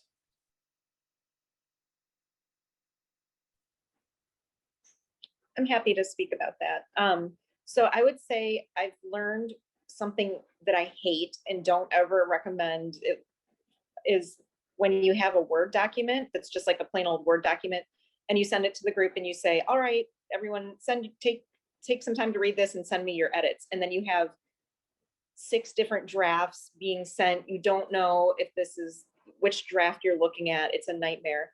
My personal preference is to do something like a Google Doc, but ask people to use the editing function, like the where you can see the new things that people are writing in or what they're deleting, as opposed to just changing the master document, because then you can at least kind of see what people are doing. And then the first author or whoever you've designated needs to really make the final decision. I have a very similar perspective on that. What I would say is that I'm maybe a little more control freak. If it's a new group, I actually make it so I share it with them so they can only comment, which allows them only to get as far as the track changes. And so that way they can see everyone else's track changes, but they can't actually accept anything or delete anything. And that's how I do the same thing. I have increasingly moved to Google Docs as the platform for collaboration, and I've used Zotero as a citation manager. Journals, unfortunately, still like to submit your documents as Word docs. So I then like do the conversion and I download the Word doc and upload it in the end. But there's an extra couple little steps. They're worth it though, because I think that being able to cite right into Google Docs has been very powerful. Yeah, the use of Google Docs has just changed the world, when it comes to editing and working on things with a group of people. I totally agree. And all the kind of safety measures you guys described is really important depending who you're working with and, how you want them to be able to interplay with the document. Yeah, and I completely agree. I think it's nice from an authorship standpoint too, because you can track and see that everyone contributed. So it makes ICMJE a lot easier to prove out. But the other aspect of that Teresa kind of hit on a little bit is the citation managers. I was a long time, it took me a while to convert to using one, and I did by hand citations for a very long time. It is a huge waste of our time. And yeah, I still know a lot of people who carry forward hand citations. Use technology to our advantage. There's tons of software out there. The reason, and I'll promote Zotero as well with no vested interest in it, is that it's free and it interacts with Google Docs. And so that way anyone can theoretically use it. A lot of the other software requires money or it's linked. You can only use it in Microsoft Word and then you have to just do it later. So it's one of those ones that you can start right at the bat and just start going through with it. So let's talk a little bit more about global productivity. So there's only so many hours in a day, right? And there's so many things to do. In terms of like balancing just your day in general, how do you integrate, work life in a sense to have this balance so that you're able to, get your projects done, but also have some semblance of, balance of life and normalcy? And whatever things are important get prioritized appropriately. What's been your approach to it? Yeah, Mike, I'm going to say, I think this whole idea of balance is a joke. It's really not a balance. It's what works for you. And I really think of it more as a teeter-totter, right? It goes up and down, and once in a while you're here, but mostly you're kind of wavering back and forth. And it really has to be a personal decision. First, you have to meet your work commitments, whatever those are, right? So you got to work your clinical shifts. If you have to do a certain amount of conferences, you do that. If you're expected to do scholarly work, you got to figure out how to fit that in, but you got to live life. You got to do the things that are important to you and make sure you have time for them. And for some people, that might mean working really hard and then taking a few days off in a row, because we can do that in emergency medicine, and go travel when COVID's gone. Or for others, it may be that, I'm going to get a massage every week. That's what I'm doing. Or I don't know, whatever, go skiing, go hiking, whatever that is. But I really don't think it's ever really a balance unless you sum it all up. And at the end of the day, it equals 100% for you. And that's what you feel good about. You have to be happy. And you have to be happy meeting all those things, your work life and your personal life, your spiritual life, whatever those things that are important to you, you got to make it all kind of work out. I actually do this thing with my faculty where they do a balance wheel, and there's different components of it. And they kind of do an exercise of where they are in the wheel, because the wheel really should be kind of smooth so it can move down the road. But if it's got a bunch of nicks in it because you're not doing certain things well, it makes you reflect and say, maybe I ought to work on that. So again, it's what works for all of you. That's what I think. I think for me, it's about calendaring really well. And so for a little bit, I have my personal health issues, that my partner was in hospital for a little bit. So I actually started calendaring in when I would go visit him, because that was a priority for me. And because my calendar and the positions that I have now, I'm not the only person that has access to my calendar. And so I needed to be that was a way of creating a shared mental model with my admin, so that the time I was going to go and visit him was not ever overwritten. But I've kept that habit up now that he's home, and it's been nice because I can program in when I'm going to take a break with him, and we can go for a walk or something like that. And so I do think having a calendar that reminds you, nudges you, it gives you that notification that maybe you should go for that walk. Or if you have a gym that's working because you're not in lockdown like I am, you can go to the gym and have that time to do that. And I do think that scheduling time for yourself, just like you would schedule time for someone else, is important. And I'm also a big fan of course, when it's time to relax and chill out, it's time to relax and chill out. But there's all these pockets of time during the day that I could either spend scrolling through Facebook, or I could spend getting something done. And just as an example, like when I go to pick up my kids from school, I usually have to get there about 10 or 15 minutes early so I can get a good parking spot and whatever. So like those 10 or 15 minutes, I'll bring something in the car that is appropriate, that I could get done in 10 or 15 minutes. Mm-hmm. Same thing, like if I have a doctor's appointment and I'm going to be sitting in a waiting room, like there's always something with me that I could start working on or read or whatever, like an article I've been wanting to read but haven't made time for. So I've found that using those little pockets of time, they really, really add up over the weeks and the months and the years. I love the idea of the small pockets of time. I do the exact same thing, or particularly pre-COVID, when I used to, you get coffee and stand in line, or have these times where you're just waiting for things. For me, if I'm doing, like, for example, systematic review or something like that, I could scroll through my phone and screen articles, or I could find ways to, clear out my inbox then, as opposed to time when there is more valuable. Mm-hmm. So it doesn't end up biting into time that, could be with family or with working out or something else separate from the aspect of it. I think Susan's point is spot on. The balance is probably not a great term, and it's going to matter on what's your priorities. And some things are the big rocks. There's that classic story of the college professor who kind of has the big rocks, the small rocks, the sand, and the water. And so you take a bowl, you fill it in, put your big rocks in first, then you kind of put in the smaller rocks progressively as you work your way through it. Each time you're like, big rocks, is this vase full? Yes. But wait, there's more. And then you put in some smaller rocks, and you go, hey, and you say, is this full? But wait, there's more, like an infomercial, and then sand goes in there, and then you go through it. But wait, there's more. There's always things you can fill into it. But if you started with the water, you're done, right? So you have to figure out the things that are going to matter first. And some of it is, I have to do shifts. So that's a big rock. Otherwise I won't have a job. And some of it is I have to complete certain projects. But some of it is I want to exercise, and I want my family, and other big rocks. I think we just have to figure out what our rocks are and address those early in both cognitive senses, but also, as you guys have mentioned, it's just calendaring it out and putting it on your calendar. So maybe that, I think Teresa's example is great, is that, in that case, like scheduling out time, even after, the hospitalization, of just being home, like time with home. Like we sometimes don't just reflect the fact that, yeah, whatever is of value to me, I need to block it off in general and not just during times of stress. And so I think that's really good for kind of creating your own internal sense of that.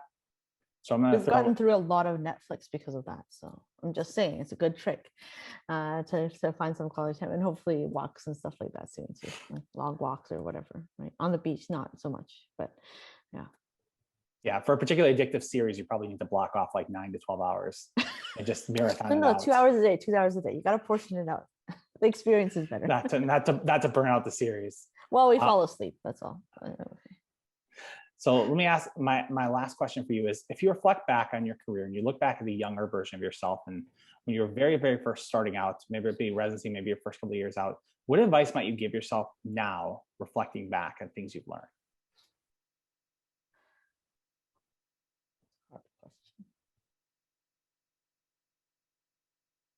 I guess I would tell myself it's all going to be worth it in the end. It's very painful right now.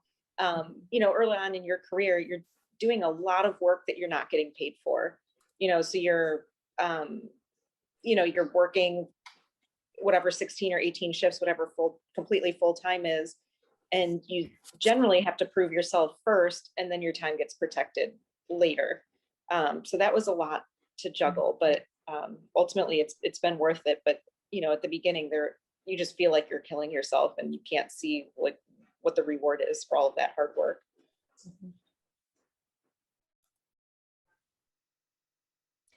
I would probably tell myself to chill, because I think I had a lot of anxiety. And I remember my chair actually sitting down with me and one of the others, fairly, like, I consider him a very, very successful kind of clinical researcher. And we were asking him all these questions about like making associate professor.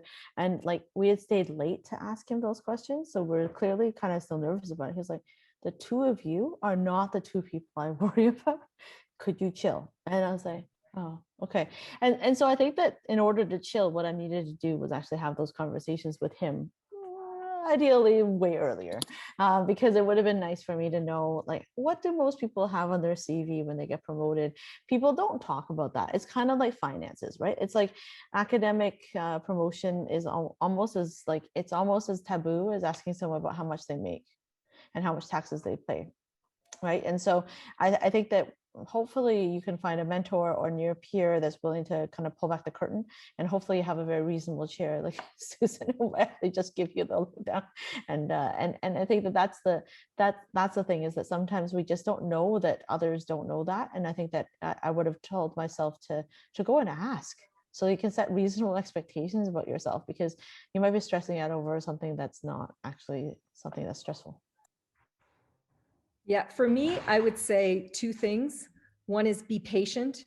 It's gonna work. If you put in the time and energy, it's really gonna work. But I'm an emergency medicine doc, like all of you, right? Like, come on, let's get it done. And then the other is, don't be so hard on yourself. Like, I have really high standards and I'm hard on myself, and I didn't need to be, probably similar like Teresa's story. Like, what do I need to do? And it's like, I was doing it, but I didn't know. So yeah, give yourself a break.